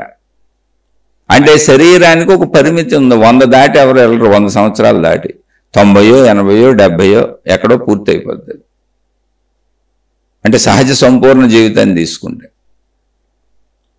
అందరికీ ఒకే నిర్ధారణ లేదు, అటు ఇటు మార్పులు చెందుతూ ఉంటుంది. అయితే ఇప్పుడు ఈ అటు ఇటు మార్పులు చెందే దాంట్లో శరీరం నిజమేగా. శరీరం కదలాలంటే మనసేగా ఉండాలి. మనసు అంటే ఏంటి? శరీరముతో ప్రపంచం నుంచి గ్రహించిన విషయాలు, జ్ఞాపకాలు అంతే. అందులోంచి ఏదో ఒక ఆలోచన పుట్టపోతే అసలు శరీరం కదలలేదు, ఏం చేయలేదు, జడ పదార్థం అయిపోద్ది. మీరు చూడండి, మనం నిద్రపోయినప్పుడు మన శరీరం జడ పదార్థం అయిపోయింది. ఎందుకంటే మనసు నిద్రపోయింది, ఆలోచనలు కూడా లేవు, నేనన్న భావన కూడా లేదు. ఇప్పుడు మనకి ఏ స్పృహ లేదు అసలు మళ్ళీ మెలకు వచ్చే వరకు. అయితే అది సృష్టి సహజ చర్య కాబట్టి ఊరినే దాన్ని పరిశీలించడమే తప్ప మార్పులే ఉండవు. ఇప్పుడు జీవన్ముక్తుడైనా నిద్రపోవాల్సిందే. ఆనంద ఆత్మశక్తిని అనుభవం పొందినటువంటి మహాత్ముడైన శరీరంతో ఉంటే నిద్రపోవాల్సిందే. ఏం మార్పులు జరగవు ఇక్కడ. మార్పులు ఏమీ జరగవు. మనం ఏం తెలుసుకున్నా, తెలుసుకోవడమే, జ్ఞాన వ్యాపకత జరుగుద్ది, జ్ఞాన విస్తీర్ణత జరుగుద్ది, ఉన్న సత్యం అంతా తెలుస్తుంది. మనం ఇప్పుడు శరీరం అనే భావనలో మాత్రమే ఉన్నాం. మీరేని మొత్తం సత్యం తెలుసుకుంటాం అంతే తప్ప కొత్తగా మారేది ఏమి ఉండదు. జీవించే విధానం అంతే. ఏం మారుతుందంటే మన గుణాలు మారుతాయి, మనలో చెడిపోద్ది. ఎందుకని? పరిమిత భావనలో చెడు వచ్చింది. నేను ఈ శరీరమే అన్నప్పుడు నాకు భిన్నంగా అనేక మంది ఉన్నారు కనుక, అనేక విషయాలు ఉన్నాయి కనుక, అవన్నీ నేను పొందాలి కనుక, అవసరాలు ఉన్నాయి కనుక, కోరికలు ఉన్నాయి కనుక, నా కోరికలు తీర్చుకోవాలి కనుక, అవసరమైతే ఎదుటి వాళ్ళని మోసం చేసి, అన్యాయం చేసి, వాళ్ళని ఇబ్బంది పెట్టి, బాధ పెట్టి, కష్టపెట్టి, అంటే నా ప్రవృత్తిని బట్టి, అవకాశాన్ని బట్టి ఎలా అయితే అలా చేసి బతుకుతున్నా. అటువంటి చెడు ప్రవృత్తులన్నీ పోతాయి. అది ఒక్కటే జరుగుతుంది. అది మహిమ కాదు, మాయ కాదు. జ్ఞానం అర్థం అవడం వలన నేను శరీర పరిమితుడును పరిమితురాలను మాత్రమే కాదు, సర్వవ్యాపక అనంత ఆత్మశక్తిని, నాకు అసలు మరణమే లేదు, మరణించేది శరీరం అనగానే ఆటోమేటిక్గా శరీరం ఇంపార్టెన్స్ తగ్గిపోద్దిగా, భయం పోయిందిగా, బాధ పోద్దిగా, దుఃఖం పోద్దిగా. దాన్ని ఉంచుకున్నాం. ఆ ఉంచుకున్నది ఉన్నంతకాలం దానికి ఏమో కావాలో అది సహకరించి దానికి ఇస్తాం అంతే. ఆహారం ఇస్తాం. అది నేను కాదనే భావనే ఉండదు, కానీ నేననేది నశించని చైతన్యంగా పెరిగిపోయిందిగా, ఆత్మశక్తి నన్ను అనుభవం కలిగిందిగా. అందువలన శరీర భావన తగ్గటం వలన, దేహ భావన తగ్గటం వలన, మనోభావన తగ్గటం వలన కోరికల భావన తగ్గి చెడు తగ్గుద్ది. బతకడానికి అవసరమైందంతా సత్కార్యాలతో మంచిగా తీసుకొని మంచిగా అనుభవిస్తాం. అది మంచి మాత్రమే ఉంటుంది, చెడు అసలు పోద్ది. మిగిలిన అనుభవించమంటే అన్నీ అనుభవిస్తాం, మంచిగా ధర్మంగా సమస్తం అనుభవిస్తాం. ఇది అసలు ఆధ్యాత్మికం అంటే. ఇది ఇప్పుడు జీవితానికి అప్లై చేసుకోవటం అంటే ఏంటంటే అది సాధన చేయాలి, చెప్పుకుంటే అయ్యేది కాదు. మహాత్ములు కూడా ఎంతో సాధన చేశారు. సాధన ఎలా చేయాలి అంటే మీకు ఊరికనే చిన్న చిన్న ఉదాహరణలు చెప్పుకుందాం. ఇప్పుడు రామకృష్ణ పరమహంస అనేటువంటి మహానుభావుడు, ఆయన మొత్తం సృష్టి అంతా శక్తిమయం, ఆ శక్తిని జగన్మాతగా భావించుకున్నాడు. ఆయన ఏమనుకున్నారంటే ఈ సృష్టి అంతా శక్తిమయం, మనం చెప్పుకున్న ఆత్మశక్తి. అయితే అదే ఆత్మశక్తిని ఆయన రూపధారణలో జగన్మాతగా భావించుకున్నారు. ఎందుకని అలా భావించుకున్నారు అంటే మన జీవన పరిస్థితులు ఎలా వస్తాయి. ఆయన తన అన్నగారితో కాళికాదేవి మందిరంలో పూజారిగా వచ్చారు, అక్కడ ఉంచబడ్డారు. ఆ మందిరంలో పూజారిగా ఉన్నారు ఆయన. ఆవిడ కాళికాదేవి. ఆవిడని పూజిస్తున్నప్పుడు, అర్చిస్తున్నప్పుడు, నైవేద్యాలు పెట్టేటప్పుడు, అక్కడ విధానాలు సాంప్రదాయాలు పాటించేటప్పుడు మొత్తం సృష్టి శక్తిని అక్కడ ఆవిడని ఎలాగో పూజిస్తున్నారు కాబట్టి ఆ రూపంలో పూజించుకున్నారు ఆయన. అది అలా సాధన చేసుకున్నారు. ఆయనకు అర్థమైంది ఆత్మశక్తి సృష్టి శక్తి అర్థమవక కాదు, తన వృత్తికి ప్రవృత్తిని కలిపేసుకున్నారు. వృత్తి ప్రవృత్తి తత్వము సాధన అన్ని ఒకటి చేసేసుకున్నారు ఆయన. అక్కడ గమనించాల్సింది ఆయన వచ్చింది అమ్మవారి గుడిలో పూజారిగా, అది వృత్తిగా వచ్చారు, జీవనోపాధి కోసం వచ్చారు. ఆ వృత్తిని తన ప్రవృత్తిగా, తన గుణంగా, తన స్వభావంగా, తన సహజ నేచర్గా మార్చుకొని అనంత ఆత్మశక్తి భావనలో ఆవిడని పూజించారు. అలా పూజించినప్పుడు ఏమైంది, ఇప్పుడు ఆయనకి మామూలుగా మనందరిలాగానే ఆయన కూడా వివాహం చేసుకున్నారు, వివాహం చేశారు తల్లిదండ్రులు. స్త్రీ ఆయన జీవితంలోకి వచ్చింది, ఆయన పురుషుడే. పురుష శరీరం ఆయనకు ఉంది, స్త్రీ శరీరం ఉంది, ఎదురుగా స్త్రీ భార్య ఉంది, యవనంలో ఉన్నారు. కానీ ఆయన మొత్తం సృష్టిని ఎప్పుడైతే జగన్మాతగా చూడటం మొదలు పెట్టారో ఆ సృష్టి శక్తిని, అన్నిటికీ ఆధారమైన శక్తి ఒకే శక్తి, అదే స్త్రీ పురుషులుగా ఉంది, నేను దాన్నే ఆ శక్తిని జగన్మాతగా పూజిస్తున్నాను అన్నప్పుడు తన భార్యలో కూడా జగన్మాతనే చూశారు. ఎందుకని కాళికాదేవి స్త్రీ విగ్రహానికి ఆయన నిత్య ధూపదీప నైవేద్యాలతో అక్కడ ఆరాధన విధానాలతో పూజిస్తూ ఆవిడనే యావత్ విశ్వశక్తిగా భావిస్తూ చేస్తున్నారు. వృత్తిని ప్రవృత్తిని జ్ఞానాన్ని సాధనని కలిపేసుకున్నారు ఆయన. చాలా జాగ్రత్తగా గమనించండి. అందువల్ల ఏమైంది, ఇప్పుడు ఆయనకి స్త్రీలు ఎవరు కనపడినా జగన్మాతలుగానే ఉంది, తన భార్య కూడా జగన్మాతగానే అనిపిస్తుంది. అంటే భావన పెంచుకున్నారు. అనిపించడం అంటే ఏంటి, మురిని అనిపించేది ఆయనే పెంచుకున్నారు. ఎందుకంటే వివాహం అయినాక తన భార్యని అడిగారు ఆయనకు భార్య అని తెలుసు. నన్ను అంటే అప్పటికే ఆయన ఈ సాధనలో ఉన్నారు. ఇదిగో నేను ఎలా ఈ సాధనలో ఉన్నా, ఈ విధానంగా జీవిస్తున్నా, నన్ను సంసారంలోకి ఏడుస్తావా అంటే భార్యాభర్తల సంబంధాలు పెట్టుకొని పిల్లల్ని కానీ అందరిలాగా మళ్ళీ బతుకటమా, లేదా నువ్వు కూడా నాకు సహకరిస్తే ఇలా సాధనలు చేసుకుంటావా అంటే ఆవిడ నేను మీకు సహకరిస్తానని చెప్పింది. ఆవిడ కూడా ఆ సాధనలు చేసుకున్నారు. మొత్తం విశ్వశక్తిమయంగా చూశారు ఇద్దరు. కాబట్టి వాళ్ళు సంసార జీవితం చేయలే, కానీ భార్యాభర్తలుగా కలిసే ఉన్నారు. ఆవిడే వండి పెట్టేవారు, అన్నీ ఆవిడ చేసేవారు, చివరి వరకు ఆవిడ ఉన్నారు. రామకృష్ణ పరమహంస వారు శరీరం వదిలేసిన తర్వాత కూడా ఆవిడ ఉన్నారు. ఆవిడ ఈయన శిష్యులు, ఆవిడ శిష్యులు, ఆడ శిష్యురాళ్ళందరినీ ఆవిడ దగ్గరికి పంపేవాళ్ళు, మగ శిష్యులందరినీ తన దగ్గర ఉంచుకునేవాళ్ళు. ఏదైనా చెప్పేటప్పుడు ఏ పగల అందరికీ అన్నీ చెప్పేవాళ్ళు. కానీ స్త్రీలందరికీ విడిది ఒక రకంగా ఒక చోట ఉండేది, పురుషులందరికీ విడిది ఒక చోట ఉండేది. ఇద్దరు అందరికీ అన్నీ నేర్పారు. ఇది ఏంటి, స్వయం సాధన చేసుకున్నారు. ఇద్దరం కలిసి ప్రపంచంలోకి వెళ్ళి పిల్లల్ని కానీ అందరిలాగా అందులోకి వెళ్ళిపోదామా, అప్పటికే సాధనలో పక్వ దశలో ఉన్నారు ఆయన. అది అక్కడ పాయింట్. అంతే తప్ప అద్భుతాలు మహిమలు ఏమి లేవు. ఆయన మనసుని సాధనతో నింపుకుంటున్నారు. ఇప్పుడు మన మనసుని ధనంతో నింపుకున్నాం, అందుకని డబ్బులతో పిచ్చి పట్టుద్ది. మన మనసుని మన భార్య పిల్లలు, మన భర్త పిల్లలతో నింపుకున్నాం, అందుకని వాళ్ళకి ఏమవుద్దని నిత్యం భయపడుతూ ఉంటాం. కానీ నిజంగా భయపడేది ఏముంది అక్కడ? రోజు మనం భయపడినా భయపడిపోయినా అయ్యేదే అవుద్ది. మనం అనుకోకపోయినా జరిగేదే జరుగుద్ది. రోజు అన్నవుద్దే ఏంటి అసలు మన వాళ్ళకి ఆలోచించండి. కొన్ని డబ్బులు అంటే మనం ఏదో 4 రోజులు పని చేయకపోతే లాభం రాకపోవచ్చు, సెలవులు పెడితే జీతం కట్ చేయొచ్చు. మామూలుగా భార్య పిల్లలు కూర్చొని ఊహించుకుంటా ఉండే ఏదో అయిపోద్దేమో ఎందుకు అవుద్ది, ఏమవుద్దు. కానీ అది మనం కల్పించుకుంటున్న భావాన్ని పెంచుకుంటున్నాం. నిరంతరం డబ్బులు అవసరాలు పెంచుకుంటున్నాం, ఖర్చులు పెంచుకుంటున్నాం, లగ్జరీస్ పెంచుకుంటున్నాం. ఇప్పుడు నా పిల్లలకి ఎలాగూ, వీళ్ళకేంటి, వాళ్ళకేంటి, రేపొద్దున మా జీవితాలు ఏంటి, ఎలా బతుకుతాం మనం, అంటే ఏంటి ఎంతో కాలం ఇక్కడ బతుకుంటాం, అంతకాలానికి అంత ఇదికి ఇప్పుడు డబ్బు మనం సంపాదించి పెట్టుకోవాలి, ఇలా ఏదో భావనలో. ఇది తప్పు రైట్ అని నేను అసలు చెప్పట్లా. శరీరానికి అన్నీ అవసరం, మీరు ఎక్కడ ఎలా ఉంటే అలా సాగిపోండి. విషయం అర్థం అవడానికి చెబుతున్నా. అర్థమైన వాళ్ళు ఎవరో వాళ్ళకి లోపల పుడుతుంది, వాళ్ళే ఆచరించుకుంటారు. ఆచరించలేని వాళ్ళ గురించి కూడా అసలు తీసుకోవద్దు. ఎందుకని అంటే ఎవరెవరికి ఏ ప్రేరేపణ లోపల పుడుతూ ఉంటుందో దాని ప్రకారం వెళ్తారు. ఆ ప్రేరేపణ పుట్టనే ఉన్నాయి. విన్న వాళ్ళందరూ ఆచరించలేరు, ముందే చెప్పాను. ఆచరించడం కుదరదు కూడా, వినేసి వదిలేస్తారు. అది తప్పు కూడా కాదు. లోపల అంతర్గత ప్రేరణ పుడతల్లా. అన్నింటికి సృష్టి అవకాశం ఇవ్వాలి. అవకాశం అంటే ఏంటో తెలుసా? నడవడానికి కాళ్ళు ఇచ్చింది, చూడటానికి కళ్ళు ఇచ్చింది, వినడానికి చెవులు ఇచ్చింది, మాట్లాడటానికి నోరు ఇచ్చింది, తినటానికి రుచి తెలిసేలా నాలుకను పెట్టింది, తినటానికి బయట ఆహార పదార్థాలు పెట్టింది, తినమని లోపల ఆకలి పెట్టింది, తిన్నదాన్ని జీర్ణం చేసి శరీరానికి శక్తిగా మార్చి అందిస్తుంది. అన్ని సృష్టించింది, సృష్టి పెట్టిందేగా. నీ ప్రయత్నం ఏంటంటే అనుభవిస్తున్నావు. నీ ప్రయత్నంతో తెచ్చుకు అనుభవించడమే నీ ప్రయత్నం, అంతే ఇక్కడ జరుగుతుంది. అలాగే ఎప్పుడో ప్రేరణ పుడుతుంది, కంగారు ఎందుకు? అన్ని ప్రేరణలు పుట్టాలి మనకి. ఇక్కడ ఒక ఆలోచన పుట్టకపోతే నువ్వు శరీరంతో ఏం చేయలేవు. అందుకే మీరు గమనిస్తే గాయత్రి మంత్రంలో ధియోయోనః ప్రచోదయాత్ అని ఉంటుంది. ధి అంటే బుద్ధి. నా బుద్ధిని ప్రచోదింపజేయి, మంచి వైపు, సజ్జనత్వం వైపు, అనంతత్వం వైపు, నా బుద్ధిని ఆ సత్యం వైపు ప్రచోదింపజేయి అని ఉంటుంది. ధి అంటే బుద్ధి. బుద్ధిని ప్రచోదింపజేయి అంటే నడిపించు, అంటే బుద్ధిని కదిలించేది కూడా శక్తే.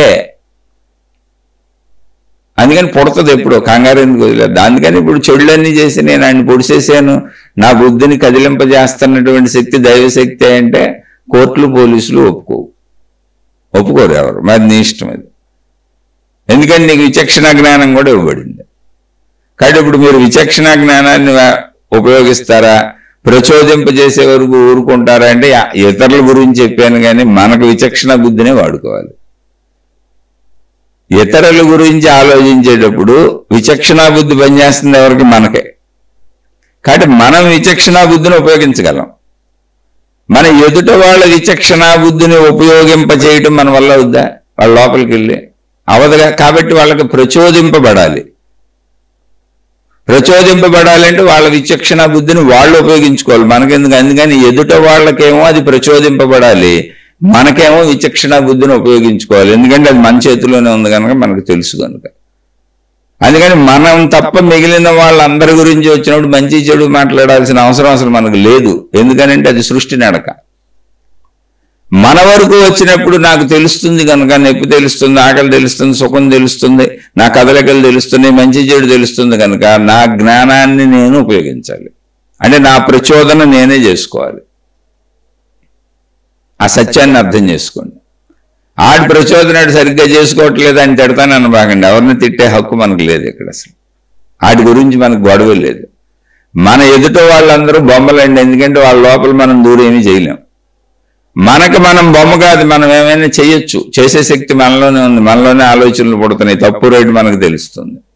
ఎదుట వాళ్ళల్లో దూరం మనం ఏం చేయలేంగా, కాబట్టి మనం దాని గురించి వదిలేయటం. అవి బొమ్మలే, మన వరకు అవి బొమ్మలే, మనం ఏం చేయలేనప్పుడు. అందుకని మనది మనం చూసుకోవాలి, ఆ విచక్షణ జ్ఞానాన్ని ఉపయోగించుకోవాలి. అలా తన సాధనను తాను కొనసాగించిన వ్యక్తి రామకృష్ణ పరమహంస గారు. ఊరికిన ఒక్కటే చెప్పాను మీకు విషయం. స్త్రీ ఎవరు కనపడినా, ఆయన ఒకసారి బయటికి వెళ్ళారు, శిష్యులందరూ కలిసి వెళ్తా ఉండేవాళ్ళు. వేశ్య స్త్రీలు గృహాల ముందు నుంచున్నారు, విటులు ఎవరో వస్తారేమోనని. వాళ్ళని చూసి ఈయన పరిగెత్తుకుంటూ వెళ్ళిపోయి ఒక వేశ్య స్త్రీ కాళ్ళ మీద పడిపోయి అమ్మ జగన్మాత అని ప్రార్థించారు. అంటే వాళ్ళు వేశ్యలేని తెలియదు ఆయనకి, అన్నం అని తెలియదు. ఎందుకు తెలియదు? తింటున్నారు ఆయన. మలమూత్ర విసర్జన తెలియదు, అన్నీ తెలుసు ఆయనకి. కానీ వీళ్ళందరూ వేశ్యలు అనుకుంటున్నారు. ఇప్పుడు నేను కూడా వీళ్ళని వేస్తులని భావన తెచ్చుకుంటే మళ్ళీ నాకు విడి భావన వచ్చేస్తుంది, విభేద భావన వస్తుంది. వద్దు, నాకు ఎక్కడైనా జగన్మాత భావనే కావాలని తన భావాన్ని పోగొట్టుకోవటానికి వెళ్ళి ఆయనే వాళ్ళ కాళ్ళ మీద పడి వాళ్ళని జగన్మాత జగన్మాత జగన్మాత అని పిలిచి మొత్తం అంతా జగన్మాతమయమని తన భావాన్ని పెంచుకుంటున్నారు. ఆ విషయం తెలియని వాళ్ళు రకరకాలుగా చెప్పు ఊహించుకుంటూ ఉంటారు. ఆయన భావాన్ని పెంచుకుంటున్నారు. సాధనది, సాధన అలాగే కదా చెయ్యాలి. మరి నాకు ఒకళ్ళ పట్ల చెడు కలిగినప్పుడు ఆ చెడుని నేనే కదా పోగొట్టుకోవాలి. అలాగే భార్య పట్ల జగన్మాత భావన తెచ్చుకున్నారు, వేశ్య స్త్రీల పట్ల జగన్మాత భావన సాధన చేశారు. ఎక్కడ ఏ స్త్రీ కనపడినా జగన్మాతగానే తీసుకున్నారు. అలానే అన్ని విషయాలు ఆయనకి తెలుసు. ఎందుకు తెలియదు? మొత్తం తెలుసు. బోల్డ్ బోధలు చేశారు ఆయన. ఆయన బోధలు కొన్ని వందల వేల గ్రంథాలు రచించబడినాయి రామకృష్ణ మిషన్లో. వెళ్ళి చదువుకోవచ్చు మీరు. ఆయనకి సర్వము తెలుసు. ఎందుకు తెలియదు? మనకు తెలిసిన విషయాలు అన్నీ తెలుసు. మొత్తం ఆనందాత్మశక్తి వరకు తెలుసు. శరీరం నుంచి మనసు నుంచి ఆనందాత్మశక్తి వరకు అన్నీ తెలుసు ఆయన. ఆయన ఏమి మర్చిపోయిన భావం లేదు. ఆయన ఒక సందర్భంలో తన సాధనలో ఆయనే చెప్పుకున్నారు. ఆయన బాత్రూమ్కి వెళ్ళి వచ్చారు, ల్యాబరేటరీకి, అంటే మల విసర్జన ప్రదేశానికి వెళ్ళి వచ్చారు. అక్కడ ఆయనకు కొంచెం అసహ్య భావన కలిగిందట. అంటే మనకు కూడా మల విసర్జనలో అసహ్యం కలుగుతుందిగా. సృష్టి అంతా శక్తిమయము, అనంత ఆత్మశక్తి ఏకశక్తి అయినప్పుడు ఆ ఏకశక్తినే నేను జగన్మాత అని భావించుకుంటున్నాను. ఏకశక్తి అయినప్పుడు మరి ఈ ప్రదేశం వేరెందుకు అవుతుంది, ఇక్కడ వేరెందుకు అవుతుంది, అంత సమభావం ఎందుకు రావట్లేదు, నాకు ఇక్కడ అసహ్యం ఎందుకు కలుగుతుంది అని కొన్ని రోజులు నెలలో మనకు తెలియదు. అసహ్య భావన పోయే వరకు తన జుట్టుతో అంటే తన తలతో ఆ ప్రదేశాన్ని శుభ్రం చేశారంట. అసహ్యం పోవాలి, అసహ్యం పోవాలి, అసహ్యం పోవాలని.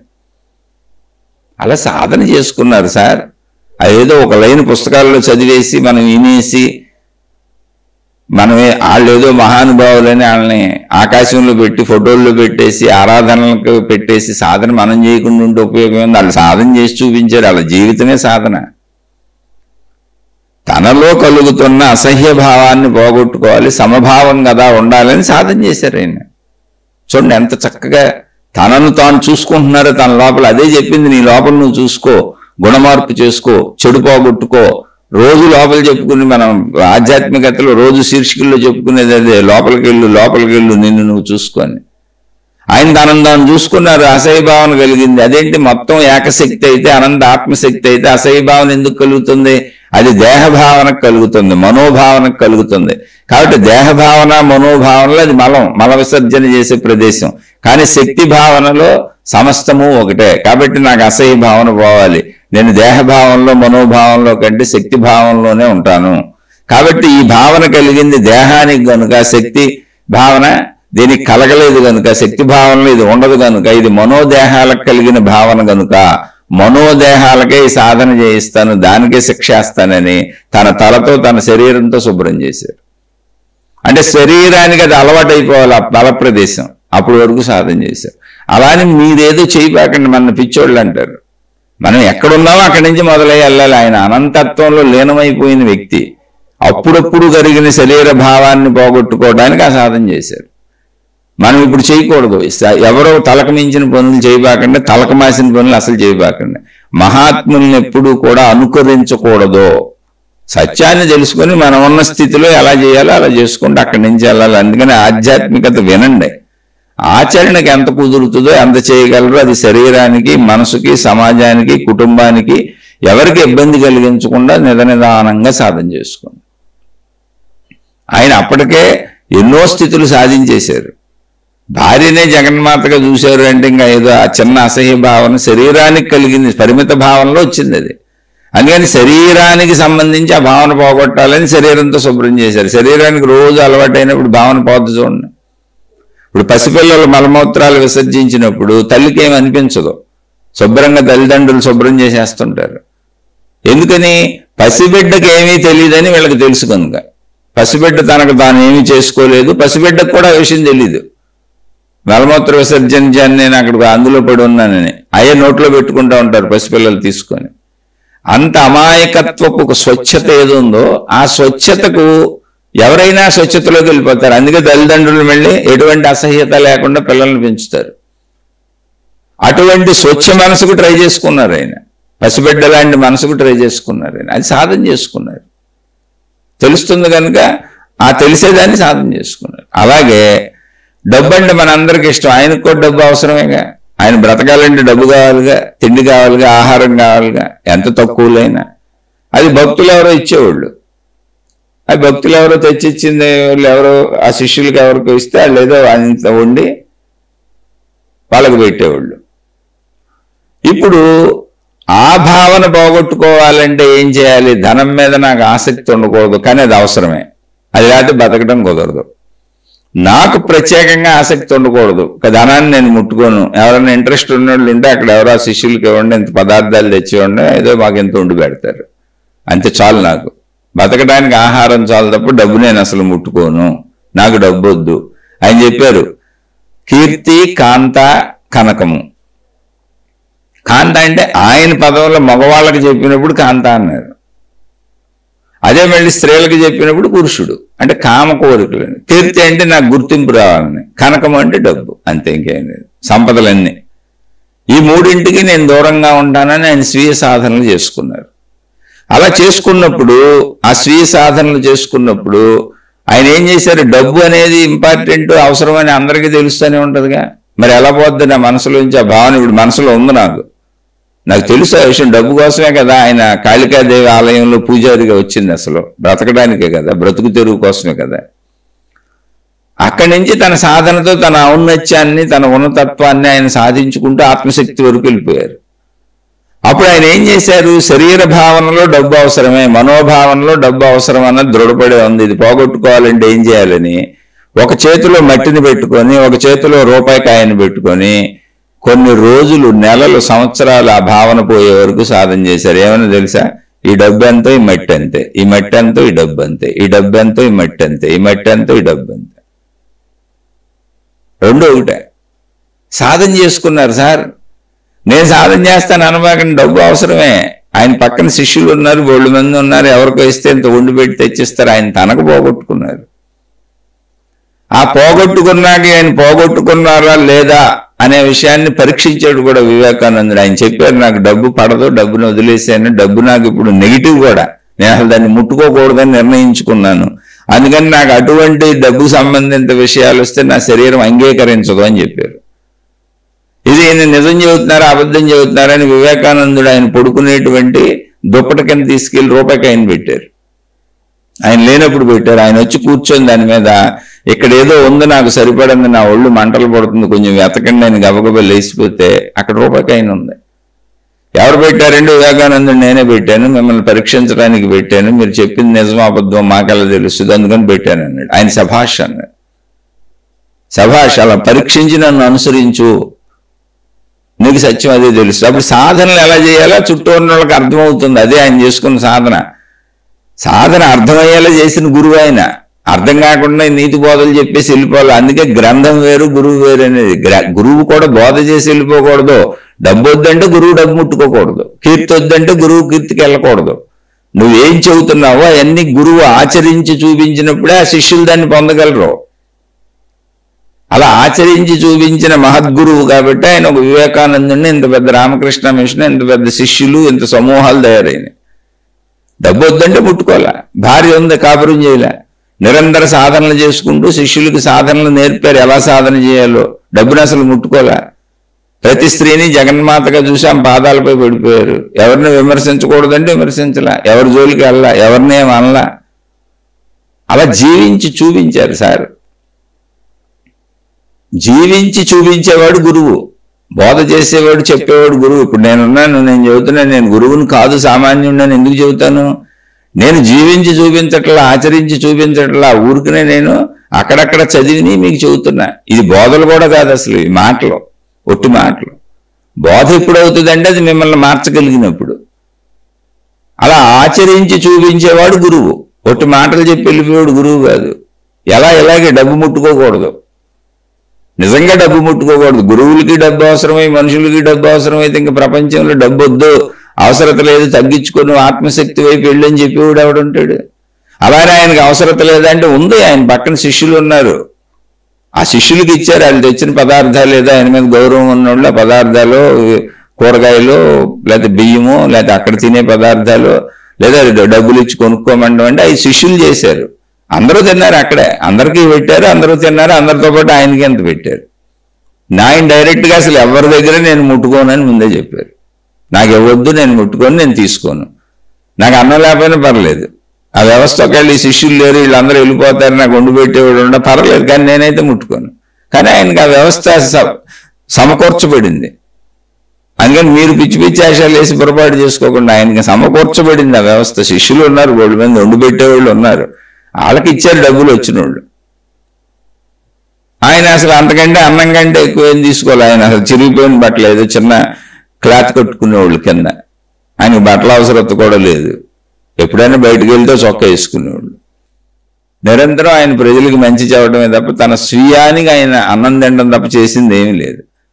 అలా డబ్బు వద్దన్నారు, స్త్రీ సాంగత్యం లేదు, కీర్తి ప్రతిష్టలు కోరుకోలేదు. అమాయకుడులా ఆయన మాట్లాడుతుంటే తన శిష్యులు బోల్సార్లు చెప్పేవాళ్ళు మీరు కొంచెం రిజర్వ్డ్గా ఉండండి, హుందాగా ఉండండి అని.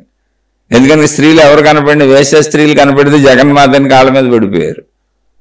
అప్పుడు శిష్యులు అవమానం ఫీల్ అవుతున్నారు, ఆయన అవమానం ఫీల్ అవట్లేదు. ఆయనకి ఎవరైనా ఒకటే, నేను ఆ భావన బాగొట్టుకోవాలి.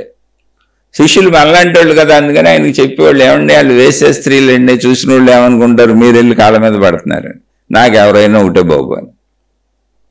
అలా ఆచరించి చూపించేవాడు నిజమైన గురువు. అందుకని వాళ్ళని ఆచార్యులు అంటారు, ఎందుకని ఆచరించి చూపిస్తారు కనుక. గురువు అనే పదాన్ని తయారు చేసినప్పుడు పెట్టిన అర్థం అదే. గుకార అంధకారస్తు రుకారస్తు తన్ నిరోధకృత్ అని. గు అంటే చీకటి, రు అంటే వెలుగు. చీకటిని పోగొట్టే వెలుగు. అంటే ఇప్పుడు నేను ఎలా జీవించాలో నువ్వు నాకు ఆచరించి చూపించాలి, లేకపోతే నాకు ఎలా తెలుస్తుంది? నేను సాధన చేసుకోవాలిగా. ఇప్పుడు ఎంత తినాలి, ఎంత తినకూడదు, ఎంత సంపాదించాలి, ఎంత సంపాదించకూడదు, ఎంత అనుభవించాలి, ఎంత అనుభవించకూడదు, ఇవన్నీ నువ్వు నాకు ఆచరించి చూపించాలి. నోటితో చెబితే కాదు, నోటితో చెబితే నాకు ఎట్టొస్తుంది? అందుకని నువ్వు ఆచరిస్తే నేను కూడా నీతో పాటు కూర్చొని సాధన చేసుకొని ఆచరించుకుంటా. ఆచరిస్తూ అందుబాటులో ఉన్నవాడు గురువు.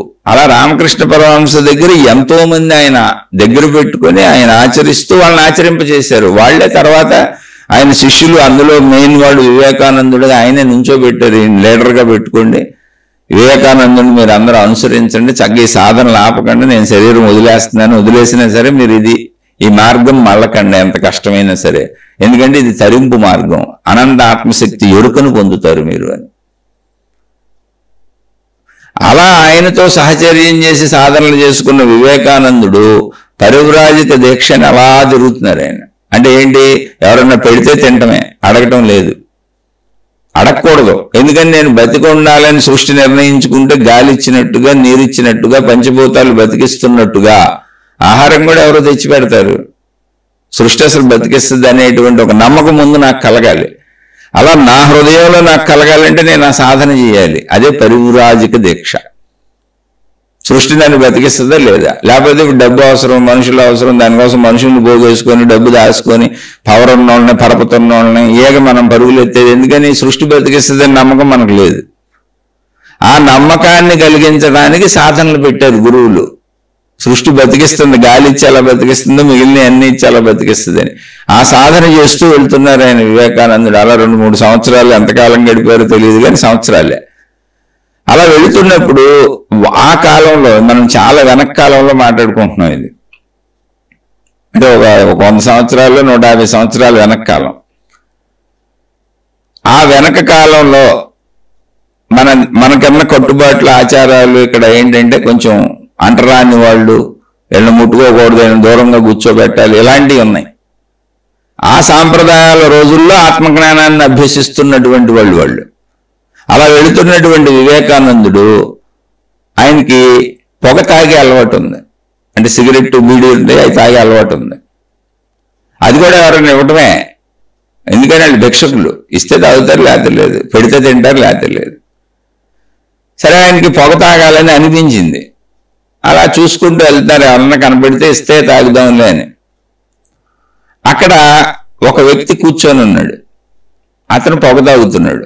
సరే, ఇతన్ని అడిగితే మనకి ఇస్తాడు, బీడీని, సిగరెట్ ఏముంది, పొగ తాగొచ్చు, అని చెప్పి అతని దగ్గరికి వెళ్తే అతను, అయ్యా నేను నిమ్మన జాతి వాడిని, అంటే అంటరాని వాడిని, మీలాంటి మహానుభావులు నా దగ్గరికి వచ్చి నన్ను అంటరాని వాడిని ముట్టుకోకూడదు, ఇది తీసుకోకూడదు అంటే ఆయన నిజమే అంటరాని వాడని వెళ్ళిపోయారు ఆయన. అంటే ఏంటి, ఆనాటి భావాలు ఆయన హృదయంలో కూడా ఉన్నాయి కొంత, కానీ సాధనలో ఉన్నారు. అంత శక్తిమయం అన్నప్పుడు మళ్ళీ అంటరాని భావన ఎక్కడ తెచ్చుకోవాలి? ఇప్పుడు కొద్ది దూరం నడిచినాక ఆయనకి స్ట్రైక్ అయింది, ఇదేంటి అంత ఆనంద ఆత్మశక్తిమయం అని నేను పరివాజిక దీక్షలు పెట్టుకుని మరి ఆహారం పెడితే తింటాను లేదని వెళ్ళిపోతున్న వాడిని, అతను అంటరాని వాడైతే నాకేంటి ప్రాబ్లం, నేను ఎందుకు అతని దగ్గర నుంచి వచ్చేసాను అని మళ్ళీ తిరిగి వెళ్ళి అతని దగ్గర కూర్చొని అతన్ని ముట్టుకొని అతను ఇచ్చినటువంటి ఆ బీడీనో సిగరెట్టో అంటే ఆ పొగ తాగేటువంటి వస్తువు తీసుకొని పొగ తాగి అతనితో కలిపి తాగారు. అంటే ఈయన తాగి ఆయనకి ఇచ్చి, ఆయన తాగి ఈయనకి ఇచ్చి తనలో ఉన్న భేదభావాన్ని పోగొట్టుకున్నారు. అలా వాళ్ళు ఎన్నో సాధనలు చేశారు. మనకు ఒకటి రెండో తెలుసు, మీకు కావాలంటే వాళ్ళ చరిత్రలు చదువుకోండి. ఇలాంటి కోకొల్లలు ఉన్నాయి.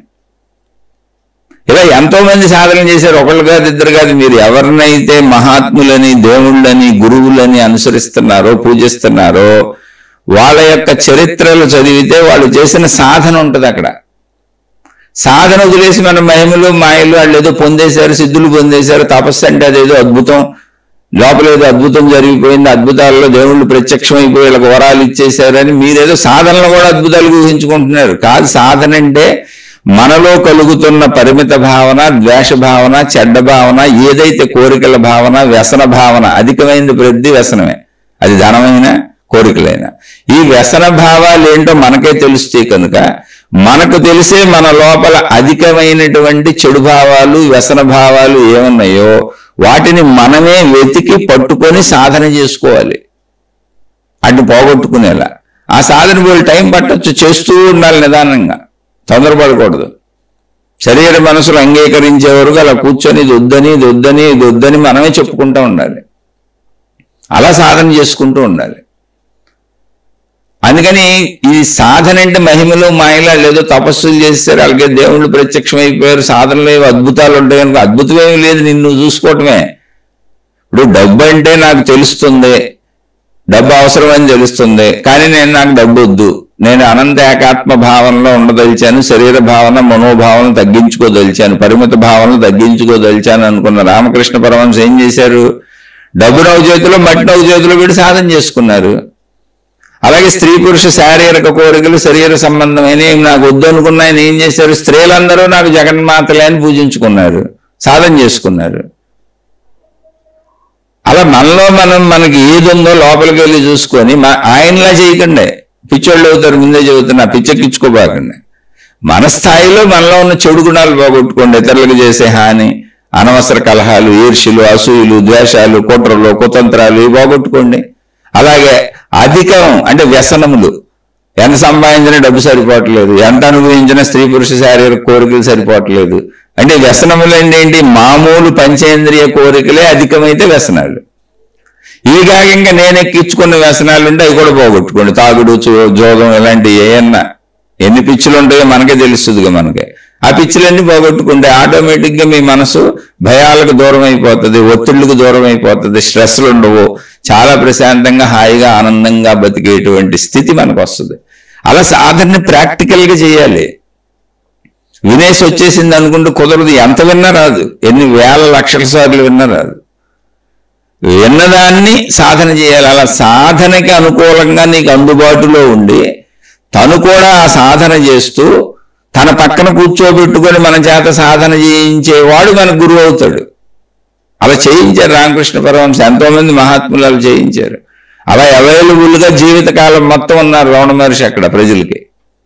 అలా కూర్చొని ఉన్నారు అరుణాచలంలో. మీరు ఎవరైనా రండి, అనంత ఆత్మానుభూతి ఎరుకను నేను అలా అనుభవిస్తూ మీకు అది ఎలా పొందాలో చెబుతూ ఉంటాను, మీరు అడిగితే మీరు కూడా వచ్చి కూర్చోవచ్చు అని జీవితకాలం మొత్తం రమణ మహర్షి ఏమీ చేయలే, అలా కూర్చున్నారు అంతే. ఎవరు వచ్చినా నువ్వు తెలుసుకోమన్నారు. నన్ను నేను ఎలా తెలుసుకోవాలంటే దానికి కావలసినవన్నీ వివరించారు. మీరు కూడా నాతో పాటు ఇక్కడ కూర్చోవచ్చు అన్నారు. అలా జీవిత చివరి పర్యంతము అలాగే కూర్చున్నారు. ఆయన కూర్చున్నారు, భక్తులు కూర్చున్నారు. దానికి అవసరమైన బోధలన్నీ చేశారు. అలా ఆత్మజ్ఞాన తత్వాలని ఆచరించి చూపించినటువంటి మహనీయులు, మహాత్ములు ఎంతో మంది భూమి మీదకి వచ్చారు. అదే ఆత్మజ్ఞానము. దాన్ని సాధన చేస్తే ఆత్మజ్ఞాన సాధన. దాని గురించి తెలుసుకుంటుంటే ఆత్మజ్ఞాన చదువు. దాన్ని రోజు అభ్యసిస్తుంటే అదే ఆధ్యాత్మిక చదువు. ఆధ్యాత్మిక చదువు చదువుకున్నాక ఏం చేయాలి? మన లోపలికి వెళ్ళి మనలో చెడు గుణాలు తెలుసుకోవాలి. చెడు గుణాలన్నీ ఒక్కసారి ఏదో దుమ్ము దులిపేసినట్టుగా, ఇల్లు ఊడ్చేసినట్టుగా, ఇల్లు కడిగేసినట్టుగా అవ్వదు. శరీర మనసులకి అవి పట్టుకొని ఉన్నాయి. ఎందుకని శరీర భావం మనోభావం మనకే ఉంది, మనకు ఆత్మశక్తి భావం తెలీదు. అందుకని ముందు శరీర భావంలో మనోభావంలో తప్పు చేయకూడదనేటువంటి ఒక చట్టం ఇక్కడ ఉందిగా. మనకు విచక్షణ తెలుస్తుంది, చట్టాలు న్యాయాలు ధర్మాలు ఉన్నాయి కదా, అవి తెలుస్తున్నాయి కదా. వాటిని పాటిద్దాం. ముందు శరీర భావంలోనే ధర్మాన్ని చట్టాన్ని న్యాయాన్ని పాటిద్దాం. ఆ పాటించే క్రమంలో చెడు తొలగించుకుందాం. అలా ఒక్కొక్క స్టెప్ చెడు తొలగించుకొని మంచిని పాటిద్దాం, మంచిని అనుసరిద్దాం. తర్వాత అందరూ నాలాంటి మనుషులే అనేది మనకు కామన్ సత్యం కదా. అందరూ నాలాంటి వాళ్ళు అనుకోవడానికి మనకి ఎవరు ఆకాశం నుంచి దిగొచ్చి బోధ చేయటం ఎందుకు? అసలు ఆత్మజ్ఞానం దాకా ఎందుకు? అది శరీర బోధే కదా.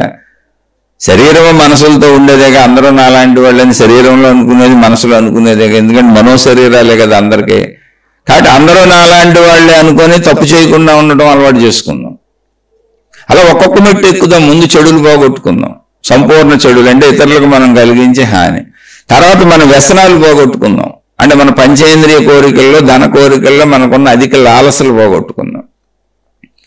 తర్వాత మళ్ళీ మామూలుగా బ్రతుకుతూ అందరూ నాలాంటి వాళ్ళే అని ఎవరికి హాని చేయకుండా వీలైతే మేలు చేసే ప్రయత్నం చేద్దాం. ఎందుకంటే అందరూ నాలాంటి వాళ్ళు అయినప్పుడు వాళ్ళకి తినడానికి దొరకకపోతే, వాళ్ళకి ఉండడానికి దొరకకపోతే, వాళ్ళకి కట్టుకోవడానికి దొరకకపోతే, వాళ్ళు అనారోగ్యాలతో బాధపడుతుంటే మనం చేయగలిగిన సహాయాలు చేద్దాం. అంటే మంచిలోకి వచ్చాం. ఇప్పుడు అలా వెళుతూ ఉంటే ఆటోమేటిక్గా జ్ఞాన మార్గంలో ముందుకెళ్ళిపోతాం. దేహభావన మనోభావన తగ్గుతూ శక్తి భావనలోకి ప్రయాణం సాగిపోద్ది. అప్పుడు కుదురుద్ది నిజమైన ధ్యానం, నిజమైన తపస్సు. ఈ అప్పటి వరకు చేసేది ధ్యానము తపస్సు ఏంటంటే నా అంతరంగంలోకి నన్ను నేను వెళ్ళి గమనించుకోవటం. ఆ గమనిక ధ్యానమే, గమనిక తపస్సే. కానీ అప్పటి వరకు జరిగేది ఏంటి? నాలో చెడు గుణాలు పోవటం, నాలో వ్యసనాలు పోవటం. చెడు గుణాలంటే ఇతరులకు హాని చేసేవి, వ్యసనాలంటే నాకున్న అధిక లాలసలు, అవన్నీ పోగొట్టుకోవటం. అక్కడి నుంచి మంచి అందరూ నాలాంటి వాళ్లే అని ఇతరులకు అవసరాలకు నేను ఉపయోగపడటం. ఆ మంచిని త్యాగము అనే స్థాయి వరకు తీసుకెళ్లారు. ఎప్పుడైతే అవన్నీ జరుగుతున్నాయో శరీర మనసులు నీ అదుపులోకి, నీ అదుపాజ్ఞల్లోకి, నీ మాట నువ్వు వినేలా తయారైపోతావు. అక్కడి నుంచి ఆటోమేటిక్గా ఆత్మజ్ఞానంలోకి స్వచ్ఛమైన నిర్మల దారి వచ్చేస్తుంది. అసలు నీకు కష్టమే అనిపించదు. కష్టానికి కారణం, కష్టం అనిపించడానికి కారణం ఆత్మజ్ఞానం అర్థమైనా, వింటున్నా, రోజు వింటున్నా, తెలుస్తున్నా ఆ స్థితిని పొందలేకపోవడానికి, ఆ సాధన చేయలేకపోవడానికి కారణం దేహభావంలో ఉన్న చెడులు పోలేదు, మనోభావంలో ఉన్న చెడులు పోలేదు. దేహభావంలో ఉన్న వ్యసనాలు పోలేదు, మనోభావంలో ఉన్న వ్యసనాలు పోలేదు. అవి పోకుండా ఇది ఎలా వస్తుంది? వినొచ్చు, నువ్వు 1,000,000 సార్లు వినొచ్చు, కానీ రాదు. ఎందుకు రాదు అంటే దేహభావనలో ఉన్న చెడులు వ్యసనాలు పోవాలి, మనోభావంలో ఉన్న చెడులు వ్యసనాలు పోవాలి. ఇవి పోయి అందరూ నాలాంటి వారే అని ఇతరులను నీలా భావించుకొని మేలు చేసే స్థితికి రాగలిగితే అప్పుడేమైంది? సమత్వం వచ్చింది. నాలాంటి వాళ్ళే అని కొంచెం విస్తరిస్తున్నావు, మానసికంగా విస్తారతను పొందావు. శరీరపరంగా వాళ్ళకి విస్తరించి ఏదో ఒకటి మేలు చేయడానికి, అంటే నీ ధనాన్ని, నీ శక్తిని, నీ తెలివిని, నీ ప్రజ్ఞని, నీ శరీరాన్ని, నీ మనసుని వాళ్ళ కోసం ఉపయోగించడానికి, సంబంధం లేని వాళ్ళ కోసం ఉపయోగించడానికి కొంచెం వ్యాపకతను చెందుతున్నావు శరీరపరంగా, మనోపరంగా. ఆ వ్యాపకతే జ్ఞాన వ్యాపకత. అది వెళ్ళిపోయి అనంత ఆత్మశక్తి దాకా నిన్ను వ్యాపింపజేస్తుంది. అక్కడి నుంచి జ్ఞాన సాధన అలవాటు అయిపోద్ది. అది వ్యాపింపజేస్తుంది, అందరం పట్టుకుపోద్ది మన. కాబట్టి సాధన అనేది ఇలా మనం స్వీయంగా చేసుకోవాలి. సాధన చేయకుండా ఎన్నిసార్లు విన్నా ఉపయోగం లేదు. అయితే వింటే ఉపయోగం లేదా అంటే మరి సాధన చేయాలంటే వినాలి, వినకుండా ఎలా కుదురుతుంది? అందుకే శ్రవణము, వినండి అని చెప్పారు ఫస్ట్. తర్వాత మననము, అంటే వినండి అన్నప్పుడు చెప్పేవాడు ఎప్పుడు ఉండాలిగా, చెప్పాడు, మళ్ళీ చెప్పింది అనేక రకాలుగా చెబుతూ ఉంటారు. అందుకని ముందు నువ్వు సాధన చేస్తానికి అనుకూలంగా మననం చేసుకోదాన్ని. మననం తర్వాత నిధిధ్యాస, అంటే మననం చేసుకోబడిన విషయం మర్చిపోకుండా అదే ధ్యాసలో ఉండేలా మననం చేసుకుంటూ ఉండి ఆ ధ్యాసలో ఉంచుకోదాన్ని. అలా ఉంటే కొంతకాలానికి ధారణ, అంటే ఆచరించడం వచ్చేస్తుంది, నువ్వే అది అయిపోతావు. అలా పద్ధతులు చెప్పారు. ఇది మనిషికి సంబంధించి శరీరానికి మనసుకి అలవాటు అయ్యే వరకు ఏం చేయాలో చెప్పారు. ఇప్పుడు నేను చెప్పిన సింపుల్గా ఊరికినే 2-3 ఉదాహరణలు రామకృష్ణ పరమహంస, వివేకానందుడు ఇలాంటి ఉదాహరణలే మహాత్ముల చరిత్రలు మొత్తం. మహాత్ముల చరిత్రల్లో వాళ్ళు ఆచరించి చూపిన జీవిత సత్యాలు కాకుండా వాళ్ళ దగ్గర మహిమలు, మాయలు, జబ్బులు తగ్గటాలు, సిద్ధులు ఇవి చూసిన వాళ్ళందరూ కూడా ఆత్మజ్ఞానాన్ని పట్టుకోరు. మహిమలు మాయలకు ఆకర్షితులై వెళ్ళిపోతారు. కానీ వాళ్ళు నిజంగా చేసింది సాధన. మహిమలు మాయలు మనం సృష్టించుకున్నాం. నా జబ్బు తగ్గిపోవాలని ఆ గురువు దగ్గర కూర్చొని ఏదో ఆ గురువు గారి యొక్క పవిత్రతో కరుణో నా జబ్బు తగ్గిపోయిందని ప్రచారాలు మొదలుపెట్టి ఆయన మహిమ బరుణ్ చేశారు. నాకు డబ్బులు వచ్చేసి నేను ప్రచారాలు మొదలుపెట్టి మహిమ బరుణ్ చేశాను. ఏమంటే ఎవరు జబ్బులైనా తగ్గిపోతే హాస్పిటల్ ఎందుకు ఉంటాయండి? నీకు జబ్బు తగ్గింది, ఇప్పుడు జలుబు తగ్గింది, మళ్ళీ రేపు రాలేదా? నువ్వు చచ్చిపోకుండా ఉన్నావా? అసలు తగ్గించిన ఆయన చచ్చిపోకుండా ఉన్నాడా? తగ్గించిన ఆవిడ చచ్చిపోకుండా ఉందా? నేను వాళ్ళని తక్కువ చేయట్లా. ఒక్కసారి నీకు జరిగిన నీ ఆశ అత్యాశల ఫలితాలని నువ్వు ఆ మహిమలు మాయలుగా ప్రపంచానికి ప్రకటింపజేసేస్తున్నావు. కానీ అందరూ చనిపోతున్నారు, అందరూ బాధలు పడుతున్నారు. ఆ ఒక్కసారి కాదు, మళ్ళీ ఆ తర్వాత వాళ్ళు 100 సార్లు అనేక బాధలకు లోనయ్యారు. ఎప్పుడో ఒకసారి జాక్పాట్ల తగిలిన దాన్ని ఎవరికైనా జీవితంలో మంచి జరుగుద్ది, చెడు జరుగుద్ది, ఏముంది అందులో? దాన్ని ప్రచారం చేసుకొని బతుకుతున్నాం మనం. ఎందుకంటే ఆశ, లాలస, శరీర భావన, మనోభావన. మహిమలు, మాయలు, సిద్ధులు ఇవన్నీ శరీర మనోభావాలకు సంబంధించినవి. అవి నమ్మే వాళ్ళు అందరూ శరీర మనోభావాల్లో ఉంటారు. నేను ఎందుకు అవి లేవు అని చెబుతానంటే వాటి వల్ల ఉపయోగం లేదు, నిజంగా లేవు. ఎండమావుల్లో నీళ్లు లేవు, ఎండమావుల్లో నీళ్లు లేవు, ఉన్నట్టు కనబడుతున్నాయి. నీకు ఉన్నట్టు కనబడుతుంది, నువ్వు లేవు అనేది నువ్వు వెళ్ళి దాన్ని పరిశీలిస్తే తెలుస్తుంది. నువ్వు పరిశీలించకుండా ఉందంటే ఏం చేయాలి? ఎండమావుల్లో ఉన్నట్టు కనపడుతున్నాయి నీళ్లు. అయితే ఎండమావుల్లో నీళ్లు ఉన్నాయి అనుకో, నీ దాహం తీరితే తీర్చుకో, ఇక అది నీకే వదిలేయాలి, నీ విఘ్నత అది. కానీ ఎండమావుల్లో నీళ్లు లేవు, ఇది సత్యము. ఎండమావుల్లో నీళ్లు ఎప్పుడైతే లేవో నీ దాహం ఎప్పటికీ తీరదు. అలాగే మహిమలు మాయలు నిన్ను ఎప్పటికీ ఇక్కడ శాశ్వతంగా సంతోషంగా సుఖంగా ఉంచలేవు. ఎందుకని ఎండమావుల్లో నీళ్ళు లేవు, దాహం తీరదు. కాబట్టి అవి శరీర భావనలు, మనోభావనలు, మనోకల్పనలు, కల్పన, సృజనాత్మకత. అది భావించుకునే వాళ్ళు శరీర మనోభావాల్లో ఇరుక్కుపోతారు. కాబట్టి ఆత్మజ్ఞానానికి అడ్డైపోద్ది, అది ఆధ్యాత్మిక చదువుకు అడ్డైపోద్ది, అది నేను అనంతాత్మశక్తిని అనేటువంటి భావాన్ని పొందడానికి అడ్డైపోద్ది. అందుకని నేను ప్రత్యేకంగా చెబుతా, అవి లేవు, అవి లేవు, అవి లేవు. అవి ఎండమావుల్లో నీళ్లు ఉన్నట్టు కనిపిస్తున్నాయి, అనిపిస్తున్నాయి, కానీ లేవు. అవి నీకు ఎప్పటికీ శాశ్వతంగా ఉపయోగపడేవి కావు. అవి చేసిన వాళ్ళు శరీరాలు వదిలేశారు, అవి పొందిన వాళ్ళు, పొందామని చెప్పుకున్న వాళ్ళు శరీరాలు వదిలేశారు.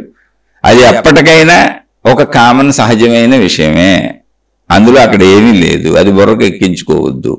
కాబట్టి నీ సాధన నువ్వు చేసుకో. ఏం సాధన? శరీరాన్ని దాటాలి, మనసుని దాటాలి. అలా దాటాలంటే ఉన్న మార్గం ఏంటి అంటే చెడుని ముందు వదిలేయాలి. చెడు అంటే ఇతరులకు చేసే హాని. వ్యసనాలను వదిలేయాలి. వ్యసనం అంటే నేను నాకు కల్పించుకున్నటువంటి అధిక ఆశలు, కల్పనలు, ఏవైనా అధికంగా కావాలని కోరుకోవటం. ఆ వ్యసనాలు వదిలించుకోవాలి. అక్కడి నుంచి మంచి, అందరూ నాలాంటి వాళ్ళే అని ఎదుటి వాళ్ళకు మేలు చేసేలా, మంచి చేసేలా వచ్చినప్పుడు సంబంధం లేని ఎదుటి వాళ్ళను కూడా నాలాంటి వాళ్ళే అని భావించుకొని వాళ్ళకి ఎంత అన్నం పెట్టి, వాళ్ళకి ఎంత బట్టలు ఇచ్చి, వాళ్ళకి ఎంత మేలు చేసేలా వ్యాపిస్తున్నావు కనుక ఇక నీలో వ్యాపకత మొదలైంది.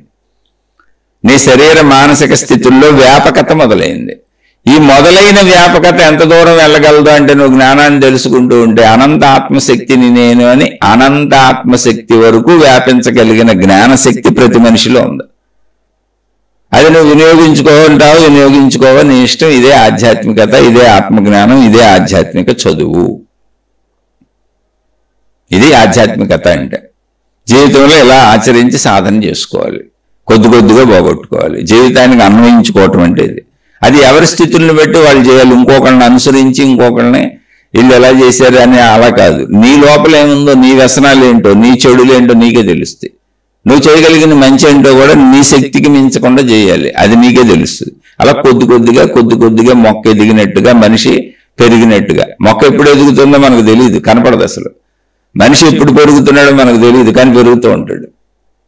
అలా ఆధ్యాత్మిక మార్పు సహజంగా కొద్ది కొద్దిగా జరగాలి, నీ అంతరంగంలో జరగాలి. దానికి ఆధ్యాత్మిక చదువు, ఆత్మజ్ఞాన చదువు. అలా చదువుకుంటూ సాధన చేసుకుంటే జరుగుతుంది, మార్పు తప్పకుండా వస్తుంది. ఆ వైపు ప్రయాణిస్తాం. అలా ప్రయాణించి పొందిన వాళ్ళు అనేక మంది సాక్షులుగా సాక్ష్యాలుగా ఉండబట్టి ఆ వైపు నడుస్తున్నాం. మనం ఆ చదువు చెప్పుకుంటున్నాం, ఆ చదువుని చదువుకుంటున్నాం. ఆలోచించి చూడండి, నచ్చితే ఆచరించండి. ఆధ్యాత్మికం అంటే ఇది. జీవితంలో ఆచరించుకోవటం అంటే ఇది సాధన చేయటం. అన్వయించుకొని చెప్పుకోవటం ఎలా అంటే సాధన చేయటమే. అది ఎవరికి వాళ్ళు చేసుకోండి, తొందరపడకండి. శరీరం నిజమే, శరీరం ఉంటేనే అది కూడా చేయగలం. కాబట్టి శరీరాలు జాగ్రత్త, కుటుంబం జాగ్రత్త, మనసు జాగ్రత్త, మీ డబ్బు జాగ్రత్త, అవన్నీ జాగ్రత్తగా పెట్టుకొని కొద్ది కొద్దిగా సాధన చేయండి. తొందర అస్సలు పడకండి. ఏమైనా సందేహం వస్తే ప్రశ్న రూపంలో అడగండి, మళ్ళీ చెప్పుకునే ప్రయత్నం చేద్దాం. శుభమస్తు. మీకు మీ కుటుంబ సభ్యులకు మేలు చేకూరుగాక. మరలా మరొక కొత్త శీర్షికతో కలుసుకుందాం.